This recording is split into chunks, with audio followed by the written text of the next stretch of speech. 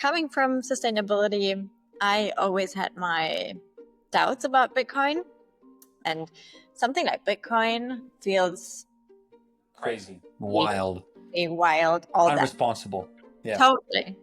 So please enlighten us.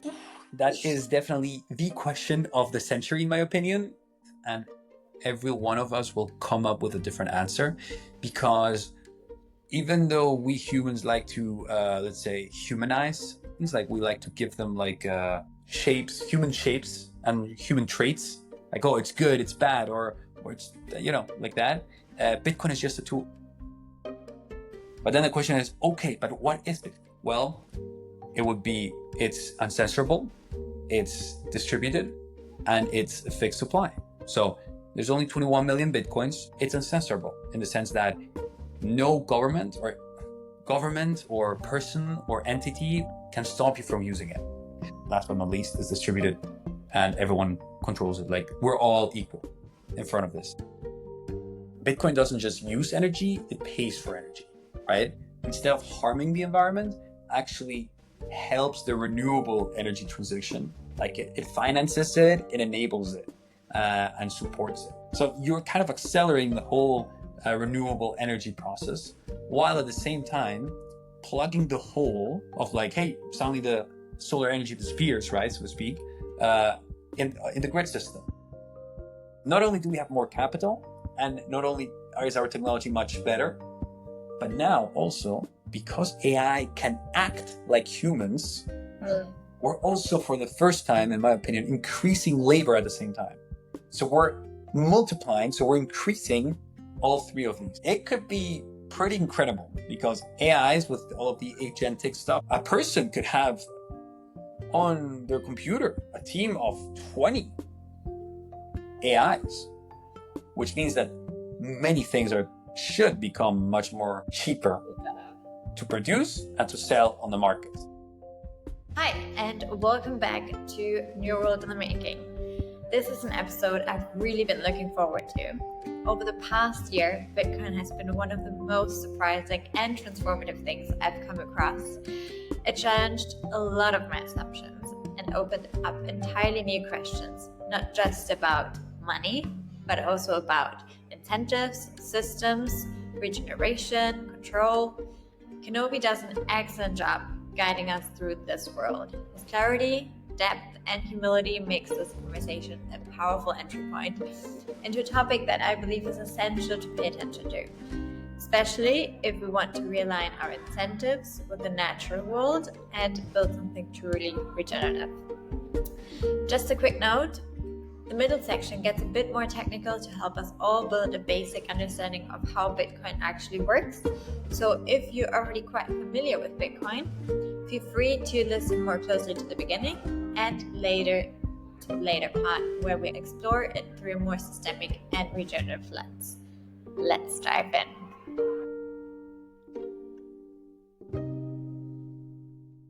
Thanks, Kenobi, for being here. Thank you. Beyond excited, because it's one of the topics that I've been looking into recently, and very excited to talk about it today. We have so many things that I want to dive into, but maybe let's start a little bit personal. How have you come to the place that you're in now? Maybe some pivot moments. I know it's like a broad question. I know.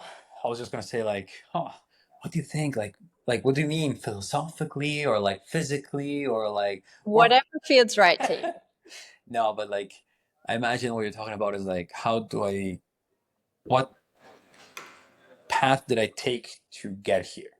Here being, well, let's first describe.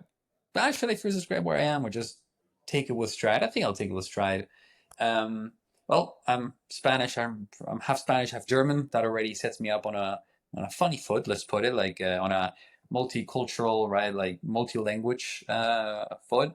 Furthermore, I was born in Barcelona. So Barcelona is in Catalonia. That's already Spanish and Catalan. So from the get-go, from the moment I was born, like, I was already kind of forced into speaking three languages. And I lived here in Barcelona for most of my life, just speaking those three languages, just German, Catalan, and Spanish, nothing. And then when I was 15, My dad took the entire family to the Middle East. I lived there for 3 years, and I went to an American high school, which is where I learned my English. That's how I, you know, get to start speaking English, which also leads me eventually down the path of, well, learning about Bitcoin and, well, economics first, finance, personal finance, economics, and then down the path of Bitcoin, since most of the education tends to be in English. But yeah, so I lived in the Middle East for 3 years, then I did a gap year in Australia, and then I started college back here in Barcelona. But it was economics and English, so a course specifically tailored for like English speaking, or like trying to differentiate itself by speaking, by giving the teaching classes in English and not just in Spanish. Because of course, crazy, right? In Spain, they teach classes in Spanish. So economics would just be economía, and it's just taught in Spanish. Oferta y demanda, instead of supply and demand. But anyway, so, and that's what got me into like economics and into finance, which when 2020 hit, that's around my first year of college. The first thing that came to mind was like, oh my God, this is going to be a huge disruption. I need to somehow get in front of it, especially in regards to my savings. Also, I was already, even though I was only like 20 years old, I was already thinking about my retirement. Like, what am I going to do for my retirement? Because it's widely known in Spain that for our age, for our generation, our pension will look like a thank you very much, good luck. Like that's what we're going to get most likely. So I was already thinking about like, yeah, I got to start saving for my retirement, because also like compounding interest and all of that. And I came to a, well, it's not a realization, but like it's just applying basic investment finance principles of like, the longer your time horizon, the more risk you can take. So for example, if I don't like it because this measure of risk is a bit like fake, it's not really true. Something like a government bond, like US treasuries, or German debt, or UK debt, the debt from the government, it tends to be categorized as like the safest, the least risky. Yeah. And on the other side, stuff like, well, then you move along, then you find riskier debt, like from companies or from countries that don't have a good track record. And then you also move into like public markets, like equities, so like Apple stock, stuff like that. And then that also gets crazier and crazier. There's some like Apple stock is considered like super safe, so to speak. And then others become crazier. And then you get into crazier stuff, which is like venture capital or private equity. And then after that, usually in traditional finance, that's what you say, oh, then that's where crypto comes in. And I was like, look, my retirement is not going to arrive in like at least 30 to 40 years. That's a huge time horizon, meaning the bigger the time horizon, the more risk I can take. So I said, let's go. Like we're going all the way down. And that's how I started looking into crypto during COVID. And that got me interested in like not just the like the financial aspects of it, of like, oh, will the price go up or down, but like take the technology. And the fact that most people back then were just looking at how to make money, uh, and I was taking a different path of like, hey, how does it actually work? That actually set me up for one of those like strokes of good luck, where by a contact of my father, uh, this company that was doing Bitcoin mining plus also AI, HPC, high performance computing, um, before it was cool, because at that point ChatGPT wasn't even, nobody thought about it. It was 2021 still, summer of 2021. And by a stroke of luck, my dad had a contact in there. They were doing AI plus also crypto, and they needed someone in the investor relations department. And I kind of fit the bill perfectly, because investor relations department, that's economics, that's finance, that was my thing, capital markets. Then you have the crypto stuff. Like I was already deep into like the technicalities. I mean, looking backwards, I was only like scratching the surface level, but for like a 21-year-old, 20-year-old, like I was already pretty deep, especially doing economics and not like cryptography or like computer science, right? Those people know much more than I did back then. But anyway, and then also like the HPC AI stuff, I had been following all of the GPU and chip stuff because I love computers. I built my own computer when I was 15. And yeah, like I was like, check, check, check, three things, right? Had a call with them, and they were like, hey, can you be in 3 weeks in Frankfurt? And I was like, of course. I hang up and I'm like, hey, Dad, can I be in Frankfurt in 3 weeks? Like, I just said that I was going to be there. So can we make it happen? And we figured it out. And then I spent the whole summer working for them. And that was honestly like incredible because I was able to like really get in-depth knowledge into how the mining industry works and how Bitcoin works, which I ended up teaching myself because what I discovered when I got in there is that I was a third person out of a 60 man or people team uh, to know about Bitcoin in depth, right? Because like the CEO knew about it, the business development guy did, but that's it. The legal team, you don't need to know Bitcoin to do laws and corporate law and set up a startup and and do contracts. You don't. And the operations team, hey, these are just machines. You plug them in, put internet. That's kind of it, right? Like, I mean, of course, they actually knew something, but like, they didn't need to be super crazy about Bitcoin and the technicalities, right? And like, I don't know, like the finance team, they just needed to know how to sell it and how to, not lose money. So when I got in, I was like, oh wow, nobody knows anything about Bitcoin specifically, and these guys are moving a couple dozen Bitcoins a day. Let's put it that way, right? They're moving some money, so someone should at least give them, like an idea of what's going on here, and that's when I set myself on the path of teaching them how Bitcoin works, like the mechanics underneath it. And that basically on that process, I ended up teaching myself about it and convincing myself about Bitcoin in the sense of like I learned it so deeply that I was like, wow. I still remember the day that I understood how proof of work, the system that actually secures Bitcoin, works. Like it was like a brain explosion, like galaxy brain. I was like, my God, how is this not being screamed out of like every rooftop? Because it's such an incredible idea and like the concept is so grounded. And anyway, and that then just set up a whole set of I don't know, like a whole set of events. Where I ended up working for them for a full year. I did my Erasmus, but then I didn't go back to college for like a whole semester. I stayed there from beginning of summer 21 to end of summer of 22. And after that, meanwhile, also I started getting involved in like local communities and volunteering, like organizing meetups and whatnot. And once I got back to college in Barcelona to finish my economics studies, I decided to go full in on like the community side of Bitcoin. I really engage with the community, really foster community here in Barcelona, and also try to foster it around Europe. And go to conferences, and I eventually ended up doing a speaker, keynotes and all of that, and panels about Bitcoin mining and stuff. So that was pretty cool. Then they called me back before I finished my studies, just like on the last semester, and I worked for them again. And then once I graduated, I decided, okay, this is the moment to like cut clean and start anew, so to speak. Now I'm working for a Bitcoin mining pool company, which we can get into later because that's as I say, that's the niche of a niche of a niche of a niche. Like it's so specific, it's very complicated, and that's how I get here. Talking about Bitcoin mining, organizing meetups in Barcelona, and going to conferences to speak about Bitcoin. Wow. Okay, that was wow. We have so many things that I want to dive into with all what you just shared because a lot of the stuff I actually didn't know. Uh, and I mean, of course, that you're doing meetups and yeah, panels, obviously. So, but why do you think, firstly, why did you got into economics? Because I feel that we are, a lot of us, we are driven to business, but maybe why specifically economics? And do you think that also growing up between all these cultures really gave you a sort of different sense of things? So answering the second question real quick, yes. Like uh, growing up, first of all, like as a half Spanish, half German kid, like well, I'm a person, right? But anyway, as a half.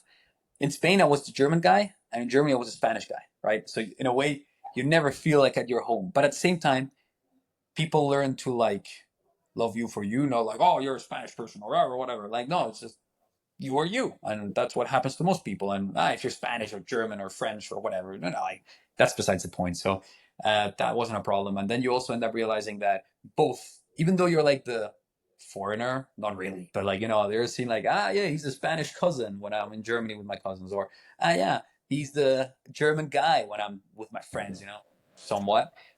You end up realizing that instead of having one home, you have two homes, and that they are different in different ways, right? The culture in Spain, the weather, the people, like the more being outside, talking, drinking, and I was a kid back then, but like the going out culture. And then in Germany, I don't know, it's like the more sportsy, more outdoorsy in the sense of like not going to a city and hanging out with friends, but more like riding the bike on the forest, going for a hike, because like Germany's full of forests everywhere.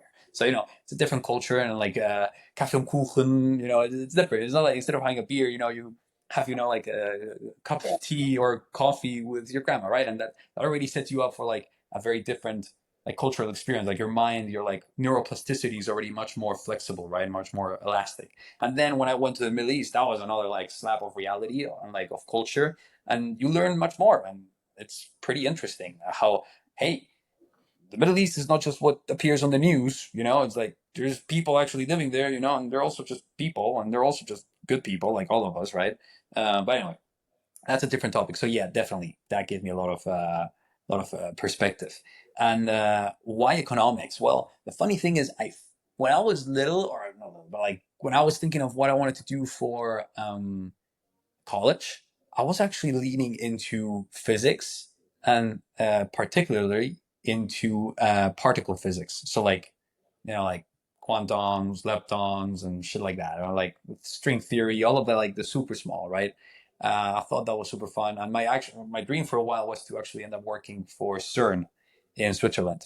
You know, but the thing is, as a naive little kid, you don't know what that means. You just see huge infrastructure, like atoms smashing, and you think, "Whoa, that's super cool!" And being a physicist, but then your dad sits you down and he's like, "Look, what that actually means is just crunching the same set of numbers 100 million times in a basement in Switzerland for like 2 years to then discover that it's only 3 sigma, not 5 sigma." So, like he's like, looking at you, looking how much you like to talk, looking how I don't know, like your person skills, like your people skills, and the languages you speak, and how traveled you are. I think like closing yourself off for 2 years in a basement would drive you crazy. I think it would be better if you look into something more like business, because business is generic and you can fit anywhere. It allows you to travel the world if you so fit it, so to speak, if you manage to turn your life into that, and you can at the very least use your people skills and start like and talk to more people and be more social. And I was like, okay, that's a good idea. But business seems a bit too easy coming from physics. I was like, okay, let's not do just go to business and like do nothing, so to speak. It's not that they do nothing, but like it's a bit too easy on the math side. I get you. I You studied, know. but I get you. Uh, so the middle point, if you want to call it a middle point, I don't think it's a middle point. It's way too going into business, but like making it a bit harder, I thought was economics. And economics also had already like I already had a knack for it somewhat. That was obvious on my first year of college, where I was the only kid who was constantly raising my hand to like answer the questions or add something that I read in The Economist. And The annoying one. yeah, and yeah, literally, yeah. And it Yeah. didn't help that I just came back from my gap year in Australia, being a backpacker. So that I was super extroverted at that point, right? I didn't have no shame, so I was, oh yeah, I'll talk. But anyway, so that's what took me into economics. I already had a knack for it, and given who I am and like who, like what I looked like back when I was 17, 18, my dad was like, "Hey, let's nudge you in that direction," and I think he did the right thing, to be honest. Interesting. Very interesting. And so cool that life just brought you into that direction, and then suddenly Bitcoin came up, and then it's like, boom, no, like the combination of maybe something more computer technical, and then economics and business, and like human social skills. Yeah, 100%. Let's maybe dive into Bitcoin a bit, because 100%. we have so much to unpack here. Can you maybe explain a little bit beyond the headlines, beyond what we might be thinking? Because coming from sustainability, I always had my doubts about Bitcoin. And there are lots of misconceptions, I think, especially in Europe. And also, me also being half German, the safety aspect, that feeling of no, we need to have it all kind of under control. And something like Bitcoin feels Crazy, wild, wild, all that. unresponsible. Yeah. Totally. So please enlighten us. That is definitely the question of the century, in my opinion. Yes. And it's a question that we will all have to grapple with, and every one of us will come up with a different answer, because even though we humans like to, let's say, humanize things, like we like to give them like shapes, human shapes, and human traits, like, oh, it's good, it's bad, or it's, like that. Bitcoin is just a tool. It's like a knife, or it's like I don't know, a car, for example. Like, you could argue that a car is very bad because it pollutes a lot, and it is very selfish because only one person or four person in total can use it. So cars are very bad, right? And also, even worse, criminals use cars. We should therefore ban all cars, just in case, right? Of course, when you put it that way, with something that we're so accustomed to use, right? It sounds like a joke, right? Or electricity, for example. Hey, there's people use electricity for criminal stuff all the time, right? Like, you use electricity to, I don't know, you can torture people with electricity, for example, right? That's definitely bad. I don't like that. But that doesn't mean that therefore we all have to stop using electricity, right? Or a knife.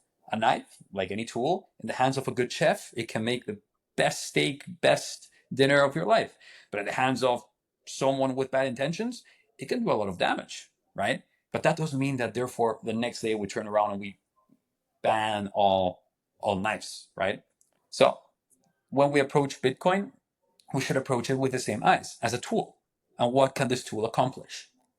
And I think that's the problem also that most people have with Bitcoin, is the fact that as a tool, it's not very tangible.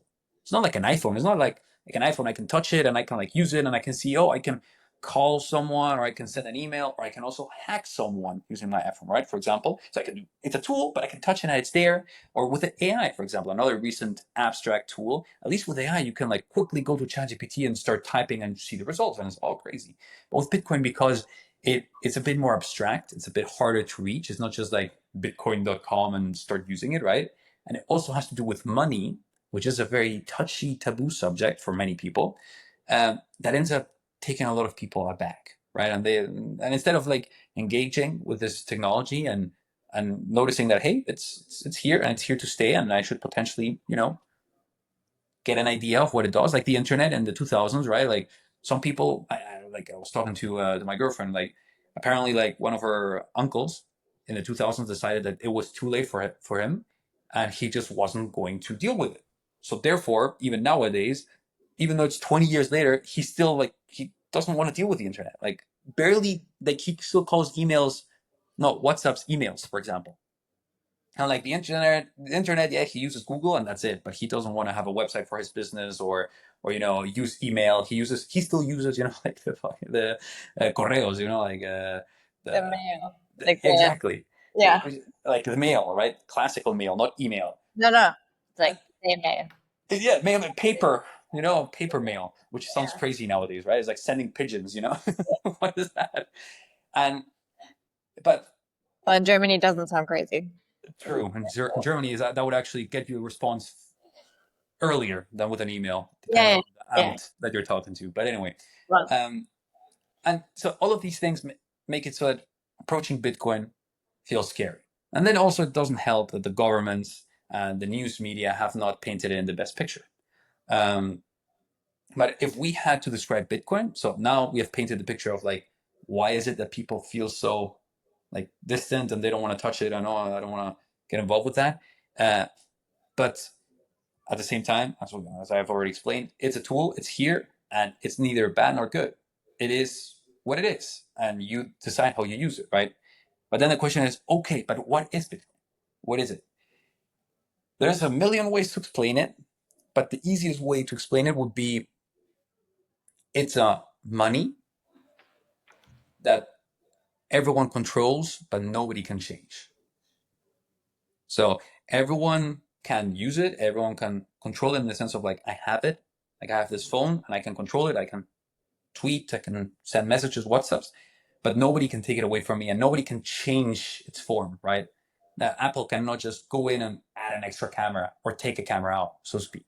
And with Bitcoin, we have the same thing, where it is what it is. It's set in stone, and you can choose to use it like an iPhone or not, but it's still there, and it's up to you to decide if you use it or not. And then the question is, okay, that's like a more broad description, but what are the specifics of it? Well, it would be it's uncensorable, it's distributed, and it's a fixed supply. So there's only 21 million Bitcoins. It's distributed in the sense what I said before, everyone has control of it. You can run a Bitcoin computer, so to speak. It's a small thing. You could even run it on your laptop. And then you would be part of the network in securing it. And it's uncensorable in the sense that no government or person or entity or law or anyone can stop you from using it, which sounds very bad because usually people say, oh no, now the Iranian government or the Russian government will be able to bypass the sanctions. But what people don't realize is that, yes, it gives the bad guys, let's put it that way, the power to bypass sanctions, but it also allows all of the good guys, all of the Russians that have nothing to do with the war and don't want to be involved in it, and they don't want to be, maimed by it or destroyed by it, so to speak, economically or physically. They now also can bypass their own government's sanctions. So it goes both ways, right? A tool, a knife. Who's using it? A chef or a criminal, right? It's the same thing. So the same way that the Russian government can use it to bypass the sanctions put by the U.S., now the Russian citizenry and also the Russian resistance, like people trying to resist, like civil activists, now they can also use it. Even if the Russian government blocks their bank accounts, takes their digital money, like all of their money on their bank accounts, prohibits them from using PayPal or some sort of like Cash App type transaction to receive donations, right? Like even if they cannot receive money, the government cannot stop them from receiving Bitcoin donations. So that's, I think, the power of Bitcoin. And then we can go into like more in-depth analyses of the blockchain, cryptography, hashing, but that's beyond the scope of what we want to talk about here, I think. So basically, fixed money, it cannot be inflated. It cannot be inflated like the Venezuelan Bolivar or like the Weimar Republic Reichsmark or like the Yugoslavian currency in the 90s or the Mozambique rupees, I think they're called. Like, right, the government cannot steal from you by inflating the money. Therefore, you go from having 50,000 euros, but in Bolivar, Venezuelan Bolivares, to suddenly having €5, right? Even though you still have 50,000 Bolivares, because the currency exchange depleted so much because of inflation, because of money printing. Suddenly you were able to buy a Mercedes. Now you can barely buy an Apple. But you still have 50,000, right? Your bank account didn't move, right? That's the first part. The second part is, even if the currency doesn't change and it's unmanipulated, the government can still like cancel your bank account, freeze your funds, or freeze or prohibit you from receiving money to support yourself, either wages or donations or whatever, or payments as a business, right? They will not be able to do that. And last but not least, is distributed, and everyone controls it. Like, we're all equal in front of this. There's no special entities. There's no central banks that have a power that the rest don't. We're all equal in this. So that will be the easy way to put it. I guess also that really is based on a very different narrative, maybe also of who we are as humankind. It's like, I think it really challenges us. Do we trust people? Really, is it decentralization? Means trusting that we all are at the end also just human. And yeah, sorry. I think, if I may intercede Yeah, there, I please. think that's one of the magic things of Bitcoin, is that you actually don't realize right now how much trust you're placing in other humans that are not only fallible but also corruptible. I mean, everyone knows and everyone repeats the same mantra of power corrupts and absolute power corrupts absolutely, right? And they just say it, but they don't realize it. The fact that, hey, there's people sitting in the central bank and they have a lot of power. There's people sitting in the government and they have a lot of power. Will they not be corrupted? Some will, some won't. But do you want to trust them? Do you want to trust your savings, your children's savings, your grandchildren's savings, your parents' savings, your cousins' savings, all of your wealth on these people that could or could not be corrupted? I mean, we saw that in 2008, and it's actually not a coincidence that Bitcoin appeared in 2008. What happened in But to 2008? ask how, Right? like, yeah, can you dive a little bit into the history? Like, how who invented it? How did it come to be Bitcoin? Can you explain a little bit? Yeah, 100%. I mean, in a way, we could equate Bitcoin to the airplane. Until I think it was 1906, so 120 years ago, uh, many people had tried to create an airplane, but they all failed. But now we know, well, not one name, but we know one last name, the Wright brothers, right? They were the first ones to create an airplane. But that doesn't mean that that was the first airplane. It was just the first successful attempt at an airplane. And the same happens with Bitcoin. Bitcoin wasn't the first digital currency. It was the first successful attempt at a digital currency. Well, Because, quick question. Sorry, quick question. Why did people attempt to make a digital currency? so in the 70s, in Silicon Valley in California, all of these pioneers, pioneering the chips and computers and well, and the modern day that we live in, some of them, they realized that the same way as Bitcoin, the internet and all of this new like computer technology is also a tool, and it can be used for good, but also for bad. And a subset of them called cypherpunks. So cipher from cryptography, from ciphering stuff, right? And punks from, well, Yeah. the movement of like going against the state, so to speak. The cypherpunks, they started to get together and like look into ways to defend human rights and, let's say, human digital rights. That's how they put it. But nowadays they're just human rights in a future where technology would exist that could be abused by governments and other entities, let's put it, against us. So like, and it's actually pretty crazy. I recommend everyone go look at like what they were talking about. There's a few main manifestos that they wrote. I think it's the Cypherpunk manifesto and the Free Internet manifesto or something like that, published around the 80s, more or less, um, where they basically predict the future. Like you read it and it basically, instead of like a manifesto, it feels like a description of today's world, which is kind of crazy because they were already talking about, yeah, they were already talking about like government mass surveillance, how that would be abused, the dangers of that, right? Like basically it all was around like online privacy, the fact that online privacy is important. And if you cannot have privacy, you cannot have democracy. That's also, for example, why voting in private or in secret, like the secret ballot, is very important. Because if you don't have privacy, people act differently, and they can be coerced. And information is power. So, right, if someone has information over you, they can coerce you, they can blackmail you, right? So, being able to protect that information and, let's say, avoid people getting access to it is very important. And they actually talk about this, how back in the days we would protect our privacy with, closed doors, dark whispers, in the sense like, a dark room, a whisper, is said, quick passes of messages, like, or leaving envelopes in random hidden places, right? That's how we protected our privacy. That's how we made sure that we could communicate like dissent movements, how we could like privately exercise our freedom of speech. That's how we get the Declaration of Independence. That's how we get the Bill of Rights in the U.S. That's how all of the civil resistance movements work and happen, because some people were able to like secretly organize, or not secretly, let's say privately organize and create a movement that couldn't be stopped by the, because if the government had heard the first few whispers, they would have stopped it immediately. But that's what happens nowadays. And these guys, they were already talking about that. And I don't remember exactly which were the few problems, because they like pinpointed a few things that they needed to tackle. One of them was online privacy.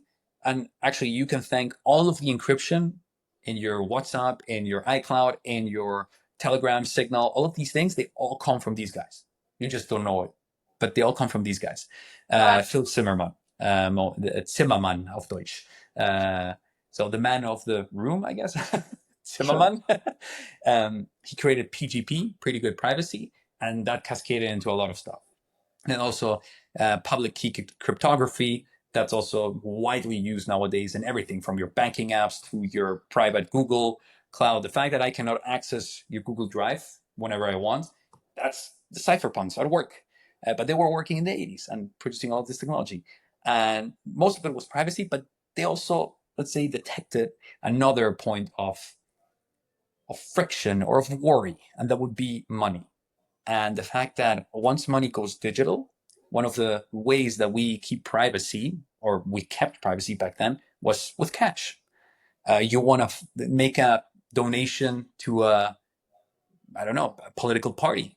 You can do it in private, right? You can send just cash in an envelope. That's it. And it's valid. They don't need to get your name or your address or your ID or anything. They just get cash and they can start using it, right? And then whoever receives it on the other end, be it a printing press to print some pamphlets, or be it, like a news station or whoever else, or a truck driver to like transport people to the place of the, protest, whatever, they don't need to ask anything else, right? That's how we, with cash, we're able to like have private transactions and then also protect our privacy and exercise our rights. Because what we have already started to see in China, for example, is people wanting to protest against the government. They can't even board a train to go to the capital because their money's private, digital, and the government can see what they're doing, and they can just say, "Oh yeah, your money is not valid to buy gasoline and to buy train tickets or airplane tickets to these places."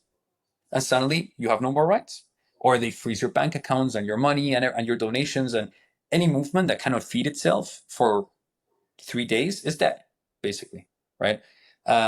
So before we had cash to do that, but in a world where the money will eventually also be digital, that's what they were saying. Nowadays, it already is, right? They realized that we would be at the mercy of the government, and they could very easily, choke out any inklings, any sparks of dissent by just canceling, closing the bank account, stealing the funds digitally. They don't even have to come to your house and search for the gold in the backyard or under your bed or get your jewelry, or right? They could just like with button from home. Oh, your freedom movement, your movement for liberty, for human rights is now canceled because you cannot eat and you cannot even support yourself, right? And they said, oh, that's a problem. So we need to start working on that. And from the get-go, they started working on it. But they realized that the main problem with money, especially in the digital age, is that it requires a third party, because everything that is digital is easy to copy. It's very easy to do Control-C, Control-V, copy-paste. And suddenly you have the same document twice. No cost to you.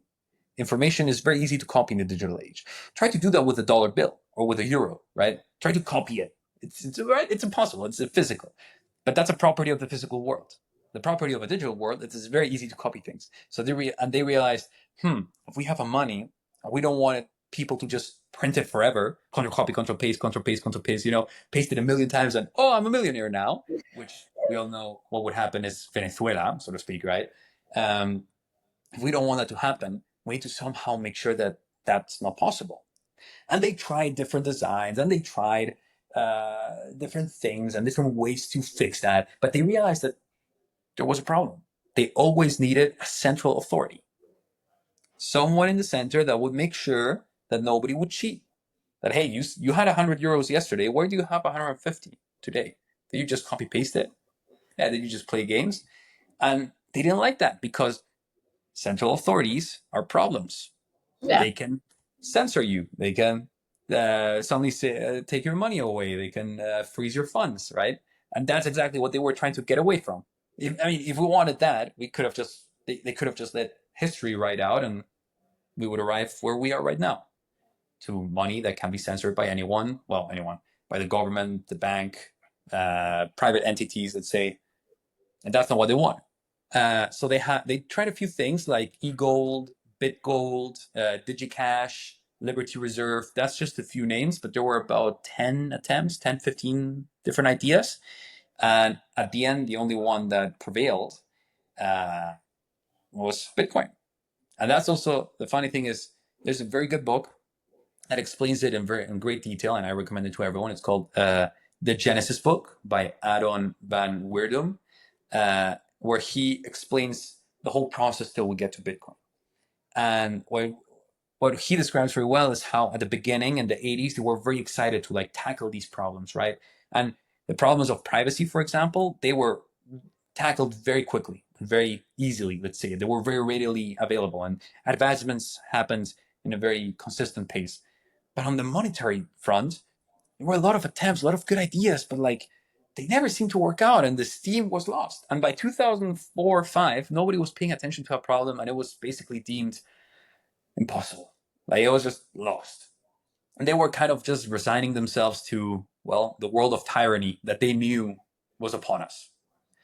And then suddenly this guy, that he had no reputation, nobody knew, nobody had ever heard of him, Satoshi Nakamoto, posted on their forum, well, it was a mailing list, but let's call it a forum, this paper, and he said, hey, here's Bitcoin, digital money.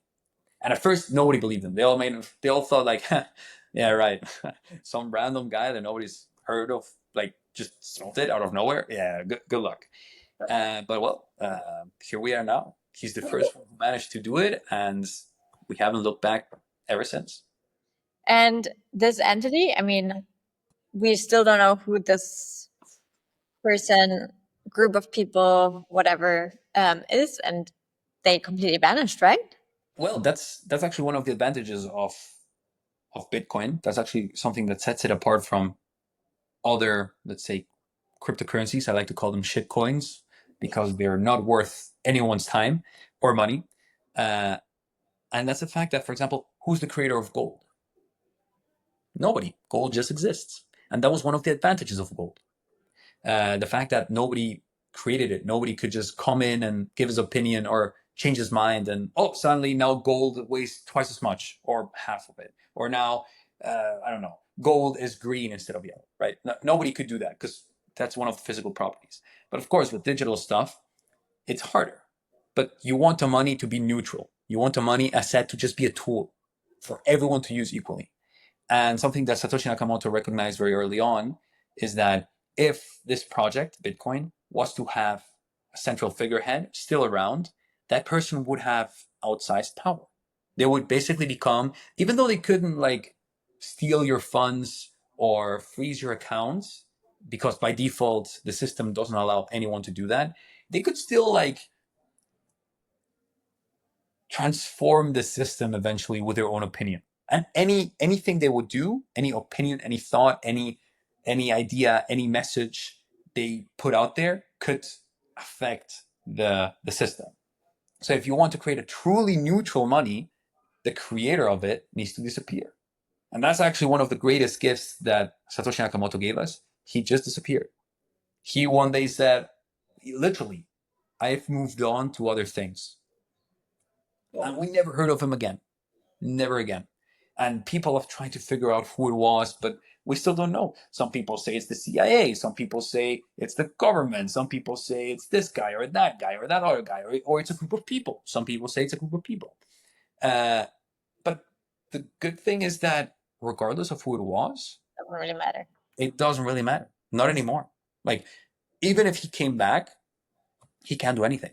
Like, first of all, we would need to believe him that he is himself, right? That's like with the problem of Jesus in the sense of various religions. They believe that Jesus is going to come back, right? There's going to be a second Messiah. But there's this joke of like, well, what do we do with everyone who nowadays says that they're Jesus? We just put them in a mental asylum because we're like, yeah, you're crazy. So what if we have jailed Jesus? Anyway, that's a different topic, but the same would happen with this guy. He comes back and she says, oh yeah, I'm Satoshi Nakamoto. And we're like, yeah, right. And actually, many people have tried to do that, and they have all failed. And we have some of them actually very famously. Fake Toshi, it's like fake Satoshi, was legally demonstrated by courts by the court of the UK, not by some kangaroo court, that he was legally not Satoshi Nakamoto. So like at this point in time, anyone could be Satoshi Nakamoto because we don't know who it is, right? It could be you, it could be me, it could be the CIA, it could be my friend Thomas, it could be anyone, Yeah. but not him. Legally proven, he is not Satoshi Nakamoto. Everyone else could still be. There's still a chance. We will never be sure that you're not Satoshi Nakamoto. We don't know. Hey, perhaps in 2008 you were a coding mastermind. Who knows, right? Actually, it was, yeah. But this guy, for sure, not. And the same would happen if Satoshi Nakamoto came back. So, and that's the point. That's what he wanted to do when he disappeared, to become irrelevant, to not have power anymore. And that's one of the advantages of Bitcoin. Okay, so the creator basically vanished. What about the current system that we basically rely all of us rely on the system that we know called fiat system.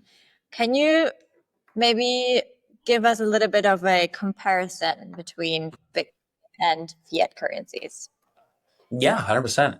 I mean, first of all, most people don't know this, but your money is not backed by gold anymore.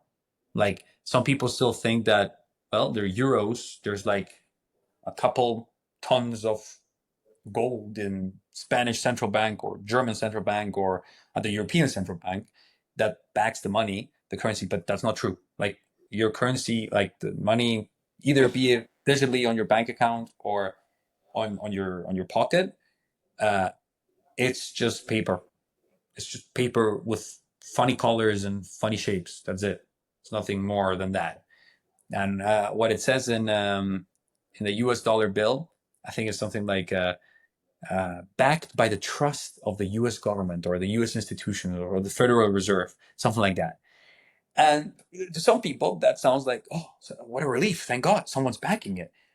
But to other people, the people that have, let's say, experienced what happens when those trusted institutions fail you or betray you, they actually look at that and they say, whoa, that's not funny.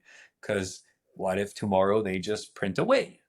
Ask any Venezuelan, as any person from Venezuela, or ask any person from any third world country, Turkey, uh, India, I don't know, and like any African country, they usually have high inflation rates, and that's a product of the fact that somebody can print that money. Somebody has the right to print money, but you don't. That's the other thing, right? It's illegal for us to make money. That's called counterfeiting. But when they do it, it's legal. It's funny, right? Like, so you can print it, but I can't. Curious. That's a curious thought, right? Like, who decided, right? But anyway, going back to what it is, it's not backed by anything. It is controlled by central entities, by a few trusted people that they can basically betray your trust at any point, and then it costs you very dearly. And apart from that, even when the system works perfectly fine or as intended, there is still this, let's say, 2% inflation that they try to aim for, which they justify with many complicated models, many excuses, and many things. But the reality is that inflation, when it's a monetary cost and not a market cost, like for example, when Russia invaded Ukraine, oil prices or gas prices increased. Well, that was a supply shock. Suddenly there was less supply, therefore the price rose because hey, there's less food for everyone, so who's willing to eat the most, so to speak, right? There's less gasoline for all of us, so you're gonna have to pay the price.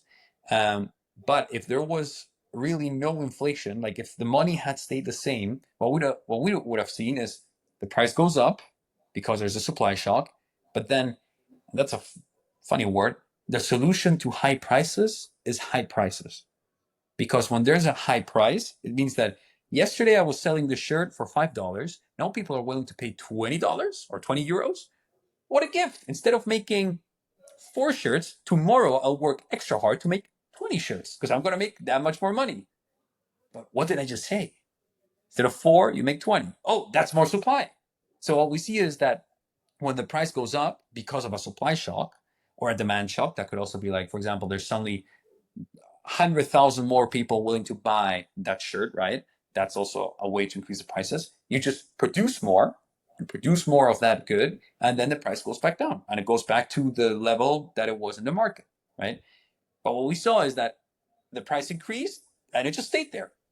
Yeah, it went down a bit, but like all in all, everything got more expensive.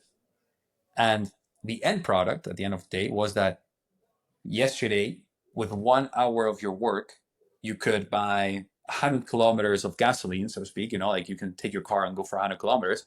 But now, with 1 hour of your work, you can only go 40 kilometers. Or another example would be you could buy 5 apples. Now you can only buy 3 apples or 2 apples. But your hour of work hasn't changed. You are still doing the same work as before. Why was it more valuable then than now? And also your savings, right? You were able to buy, let's say, I don't know, a Mercedes. Let's go again with the Mercedes example. You were able to buy a Mercedes. But now everything got more expensive. Your money stayed at the same level, but everything got more expensive. So now that Mercedes is that much more expensive. So you cannot buy a Mercedes for sure, but you can barely even buy, I don't know, a Peugeot or a Citroën or a Seat, right? Suddenly it's like, whoa, what happened here? Is it that my money is worth less? Well, yeah, that's basically it. Even though, like, by no fault of your own, because like you saved that money by working hours in the past. You worked in 2016, you saved money. Why are those hours of work valued less today? Why? They can't give you a good excuse. And then they will say stuff like, oh, it's to balance the economy or something like that. But then you can always ask the economist is, how much value does printing an extra piece of paper generate?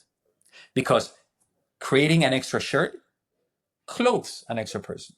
Creating an extra apple or loaf of bread feeds an extra person. Creating an extra liter of gasoline takes someone a bit further. Creating an extra bicycle lets someone go a bit further. But creating an extra piece of paper, what does it do? It just makes more money. But what does that mean?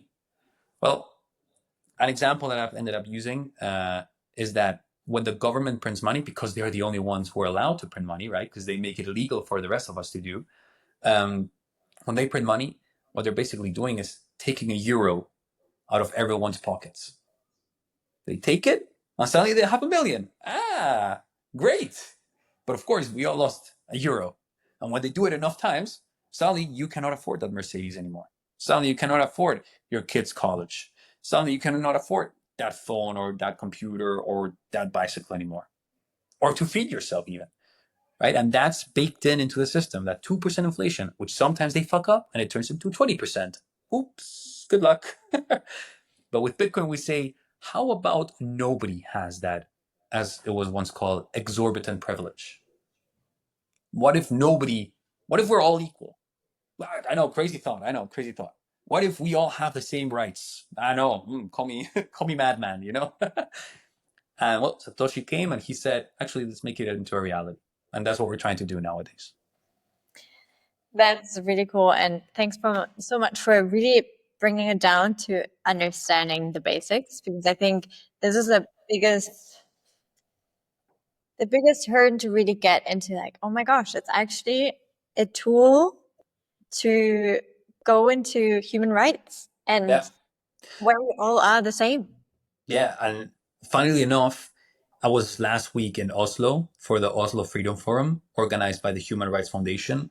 And I saw, it's my second time going to the conference. And I saw firsthand how Bitcoin was being used by human rights activists to defend themselves from police brutality, from dictatorships, from persecution, from discrimination, from what is it? Like gender violence or gender discrimination, like in Afghanistan, right? There's many stories of human rights activists using that knife to, instead of killing someone or hurting someone, to create a great meal.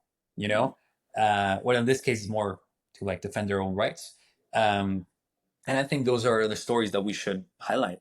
Those stories of people doing good things. We want to hear how I don't know. The cars enabled ambulances, and now ambulances save more lives than we could have with carriages, for example. I think those are the stories we need to highlight, not the, oh, cars generate CO2, because we're not going to get too far with that. Although we could also talk about that, the whole like Bitcoin and environment, because I know it's going to be a topic. Are going to get into that. All right, right, at your pace. Just before that, because I think one thing that there's some misception, confusion.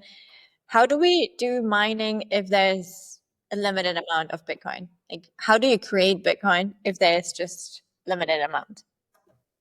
Yeah, so when Satoshi Nakamoto created Bitcoin, well, he didn't just create it like God created the stars and the earth. So to speak. He didn't just like, poof. He actually sat down and he started writing code, and he created a whole set of lines of code, and he packaged them in a package called Bitcoin. And you can actually find that code nowadays because it's open source. Everyone can see it, everyone can access it, everyone can read it, everyone can analyze it, verify it, do whatever the hell you want with it. You can do whatever you want. You can actually search it in GitHub, go to GitHub Bitcoin or something like that. You search that, you'll find it, and you can actually see the codes of line of Bitcoin, like tangibly bare, if you may say so. Exactly. So you can go to the code and check it for yourself. And what happened there when he created the code is basically that he decided upon a schedule of monetary supply, meaning when will each coin be mined, created, and when will that stop? And it's a very simple mathematical formula, and it has to do with the blocks. So he said, every 10 minutes, we will have a new block, which we will add at the end of the chain. So we're creating a chain of blocks, blockchain. People may have heard of this term. And then once the block is here, then we create another one and we add it at the end, and bam, bam, bam. That's how we keep going. And as a reward for the people doing this work of putting new blocks on the chain, we're going to award them Bitcoin. At first, it's going to be newly minted Bitcoin, so newly created Bitcoin. But there's going to be a catch. Every 4 years, give or take, we're going to halve the amount that they're given, that they can print, so to speak. So at the beginning, each block could generate, could print, could mint, could create 50 Bitcoins. But after 210,000 blocks, which 210,000 times 10 minutes, if you do the math, it's more or less 4 years. After that amount of time had passed, we had the first halving. So at that point, miners went from generating 50 Bitcoins per block to only 25. And that's what they kept doing for 4 years. And then 6.25. And then 3.125. That's where we are at right now. And we also know exactly at which block we will go from 3.125 to 1.56125, I think. I don't know. But you're constantly dividing by two. You're constantly dividing by two. And at some point, which is after dividing by 2 32 times, we will be dividing 1 by 2. And because we don't have any commas, the system will default to 0. So basically, we will mine the last block that prints new Bitcoin, and the next block will not print new Bitcoin. It will have 0 new Bitcoin, but it will have transaction fees, because that's the other thing. People want to send transactions. I want to send you money, so I create a transaction. But a transaction is not real or valid until it gets into a block. But you can think of this like a bus. There's a bus leaving the station every 10 minutes. Sometimes there's nobody waiting, so you can just get in. The bus driver will not ask questions because he's leaving either way, and you're not the one paying him, right? Because he's getting those 25 or 50 or 12 Bitcoins, right? Or 12.5 Bitcoins. Nowadays it's 3.125. So he will not complain. He's just, okay, get in. It's already subsidized. But if suddenly there's thousands of people waiting, and the bus only allows, usually every block allows between 2,000 and 4,000 people in, depends on technicalities, but let's say it's 4,000. Let's say there's 4,000 seats on this train or bus or however you want to call it, but there's 20,000 people waiting. Well, then people start to bid. So people start to say, hey, I'm going to pay this much. Get me in, get me a seat. No, I'm going to pay a bit more than that guy because I'm more impatient. I need to do this payment now. And then people start organizing themselves from more impatient to less impatient. The more impatient people, they will pay a higher price because they're willing to, right? Nobody's forcing them, right? They just said, hey, I want to pay more because I need this transaction to go through in the next bus. I need to get on the next bus. And some people, I've been that person more than once, were just like, hey, you know what? I can get there whenever I want. I have no rush. I'll put it here, I'll get myself on the queue, and I'll get in when I get in. Not sooner, not later. And that's it. So nowadays, miners, that's how they get paid because the miners are the ones creating these blocks, trains or buses, however you want to call it. And people making transactions. So like me sending you money, you sending money to the bank, banks transacting amongst each other. Uh, People buying goods and services internationally. So someone from Venezuela buying 100 kilos of rice from someone in Colombia, and then he gets a shipment, right? People doing real life transactions. They make these transactions and then they pay a bit to the bus driver, to the Bitcoin miner. And for now, the benefits or like the incomes of the miners are divided between the newly printed bitcoins and the fees that they get from the transactions. But someday these newly printed bitcoins, right, we're helping them every time, so they're becoming smaller and smaller and smaller. And someday they'll be zero. But by that point, there will already be many more people transacting in Bitcoin, and then there will be enough people waiting in the bus station for them to make a nice living out of their train service or bus service. And that's how we get the Bitcoins with the mining. That's also how we get to 21 million. So if somebody actually, yeah, to 21 million cap. So if actually someone, if anyone goes and like checks and adds all of the bitcoins generated according to this formula, you will get to a bit under 21 million. So we will almost touch 21 million, but we will never get above it. And yeah, that's it. Okay, a lot of questions. First, I guess also that this whole method was invented for trying to have it as an equal as possible distribution, right? So that we all could have access maybe to mine Bitcoin. So this process, by the way, the process by which miners find these blocks and therefore the bus leaves the station, is called proof of work. And it is, in my opinion, the biggest invention of Satoshi Nakamoto. Not just Bitcoin. Bitcoin is just like the tip of the iceberg, so to speak, right? That's what you see. But right, the icebergs are much bigger underneath the water, right? I think that's proof of work, because proof of work is a it's very tough to describe in one sentence, but it's the tether between the digital world and the real world. Because there's one thing that you cannot fake, and that's energetic consumption. So like using energy, be it in calories, like you and I right now, talking, speaking, listening to each other, being alive, having our hearts beat, right? Using energy to work, or be it with electricity, or be it with gasoline, or be it with coal or heat or the sun, and therefore we create with solar panels electricity, right? Energy is something that you cannot just fake, right? That's one of the laws of thermodynamics. Energy cannot be created or destroyed, it can only be transformed. Um, but in this case, what we're doing is we're using this property, the fact that you can only transform energy, you cannot create it, to tether something that can be infinitely divisible. You know, you could create 1,000,000 bitcoins if you wanted in your own computer, right? You can like copy the code and do 1,000 copies, control paste, control copy, control paste, control paste, paste, paste, paste.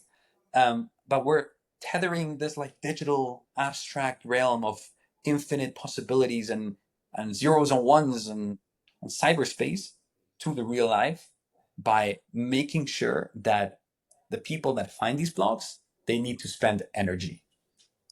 And the way they spend energy is a bit complicated.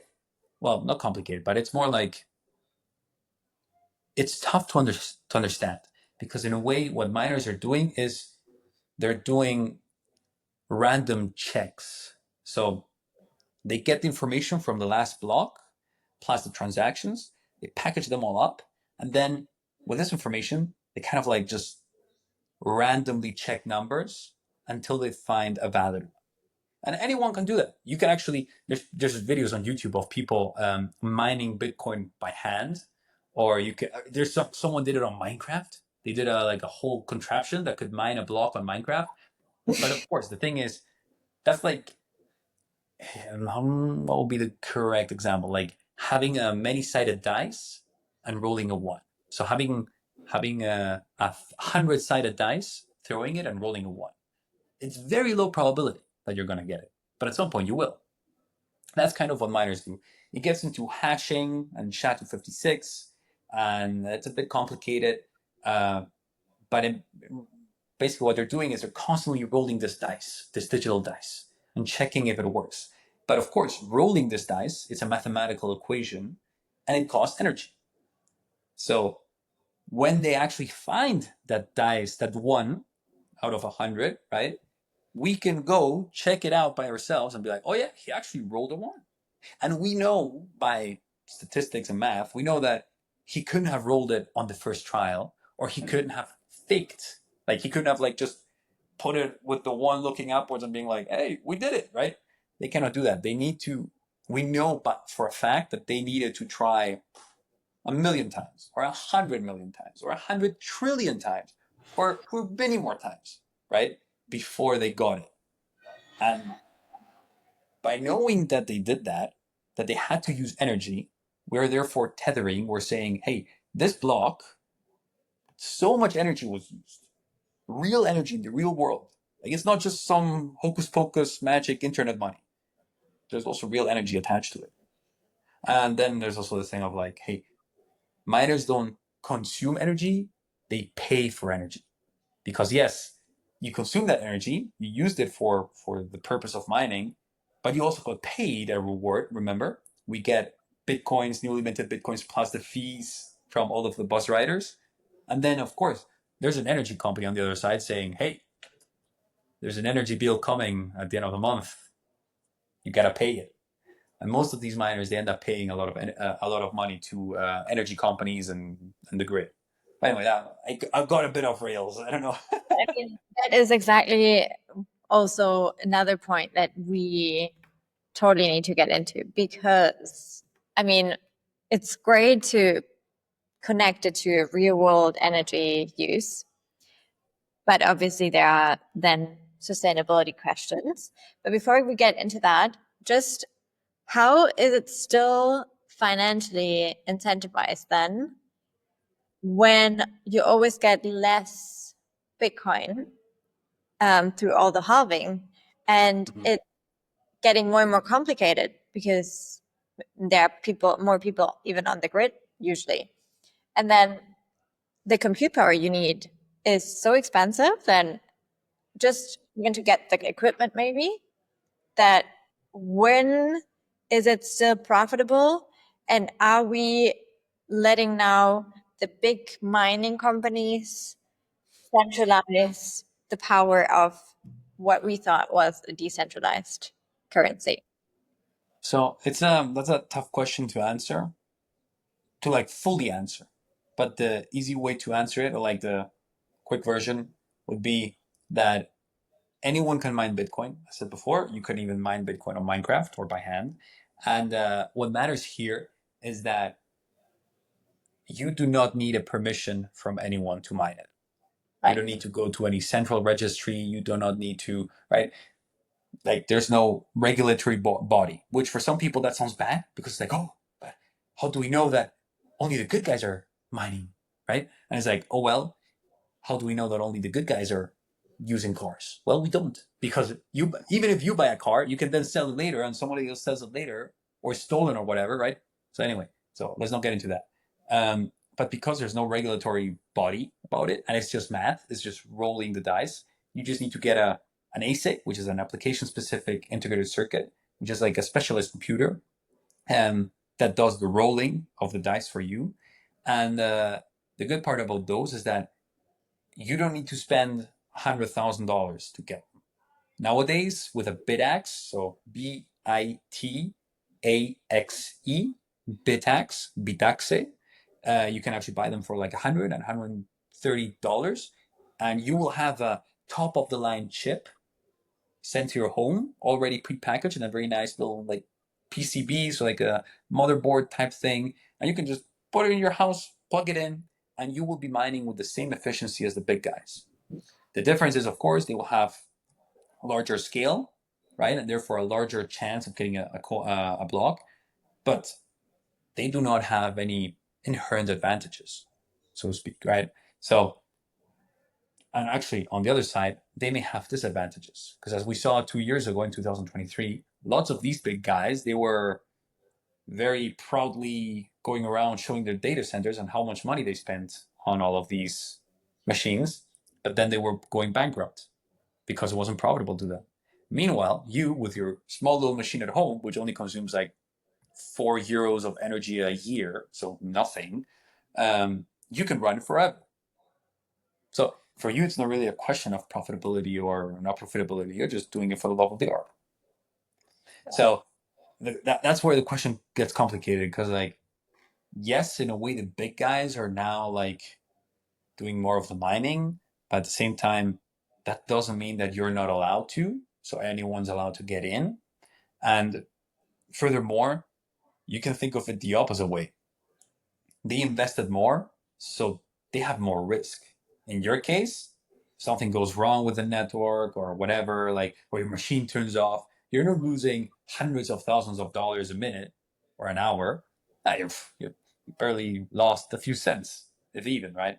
So I mean, we could do a whole podcast about this because you need to have like certain ideas already. Like you need to understand certain ideas first, like how pools work, how mining works, the ASICs, the fact that these big machines, they're not just one monolith, they're made out of all of these small little chips.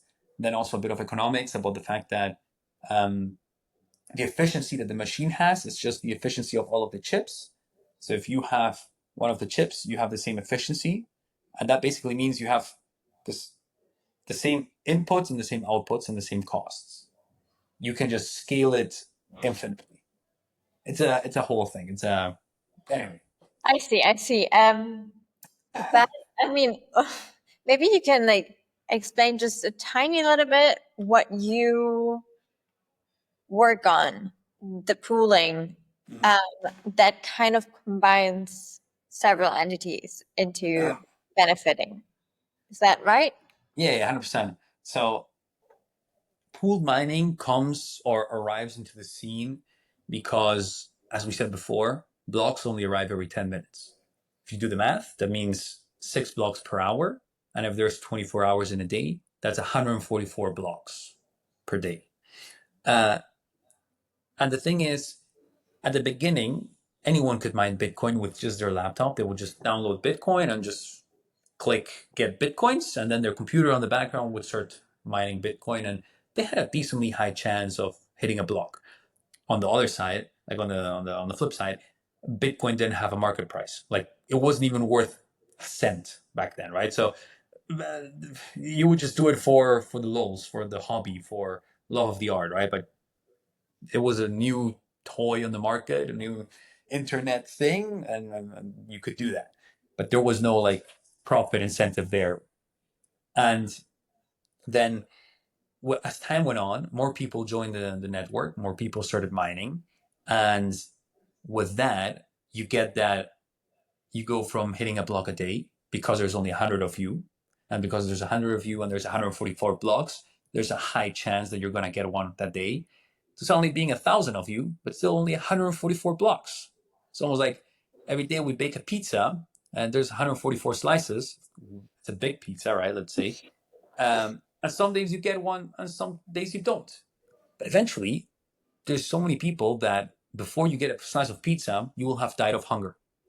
So then you talk to your friends and you're like, hey, are you in the same problem as me that you're going to die of hunger most likely before you get a piece of pizza?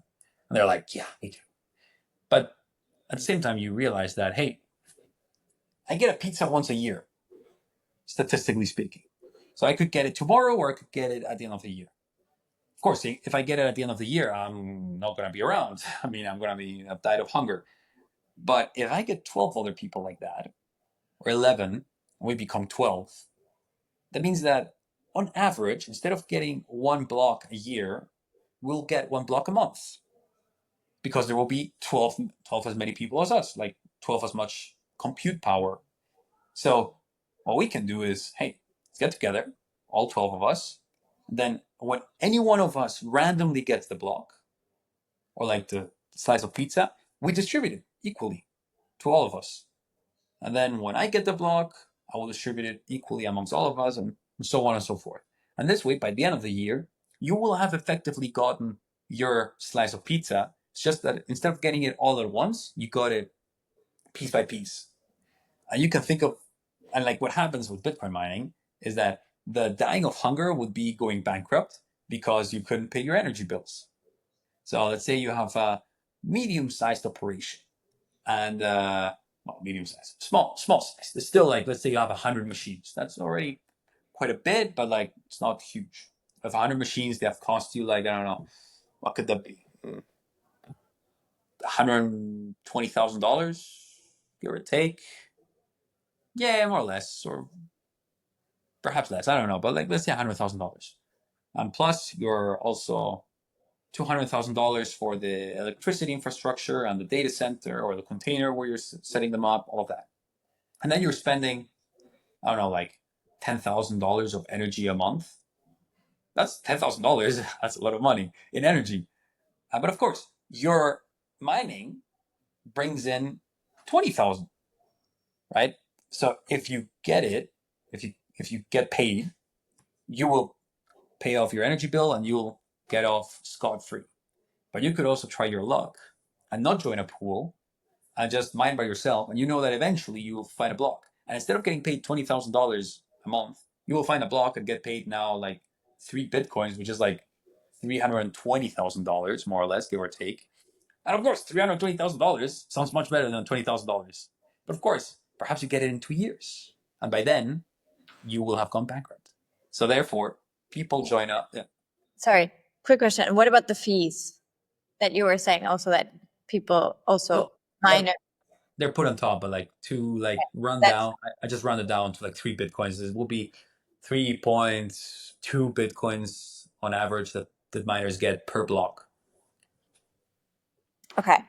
And okay, so my thinking here as well is isn't that obviously it's nice when it's distributed, when everyone has Bitcoin distributed, but essentially, is there a risk if there are parties that have way more Bitcoin in their hands? Do they have any power over the whole network actually? You know what I mean? Yeah. And well, hopefully the listeners or viewers should be able to answer it by themselves at this point.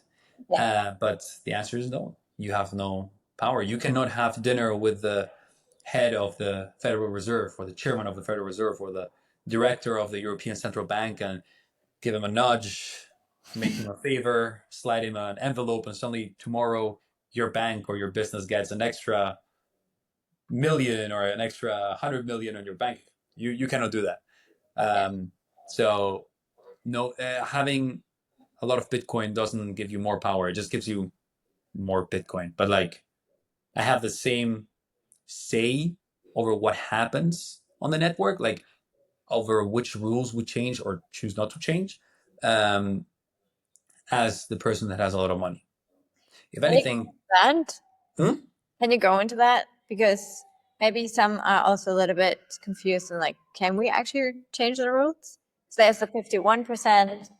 So, there's a 51% attack on Bitcoin mining. That's unrealistic. Like, it makes little sense. It's a risk, yeah, but like, once you go into the economics of like performing that attack, um, there isn't much there, so to speak. Like, it's not worth it. The amount of energy, like the amount of capital and energy you would be expending to perform that attack nowadays, you would need to because that's also the thing.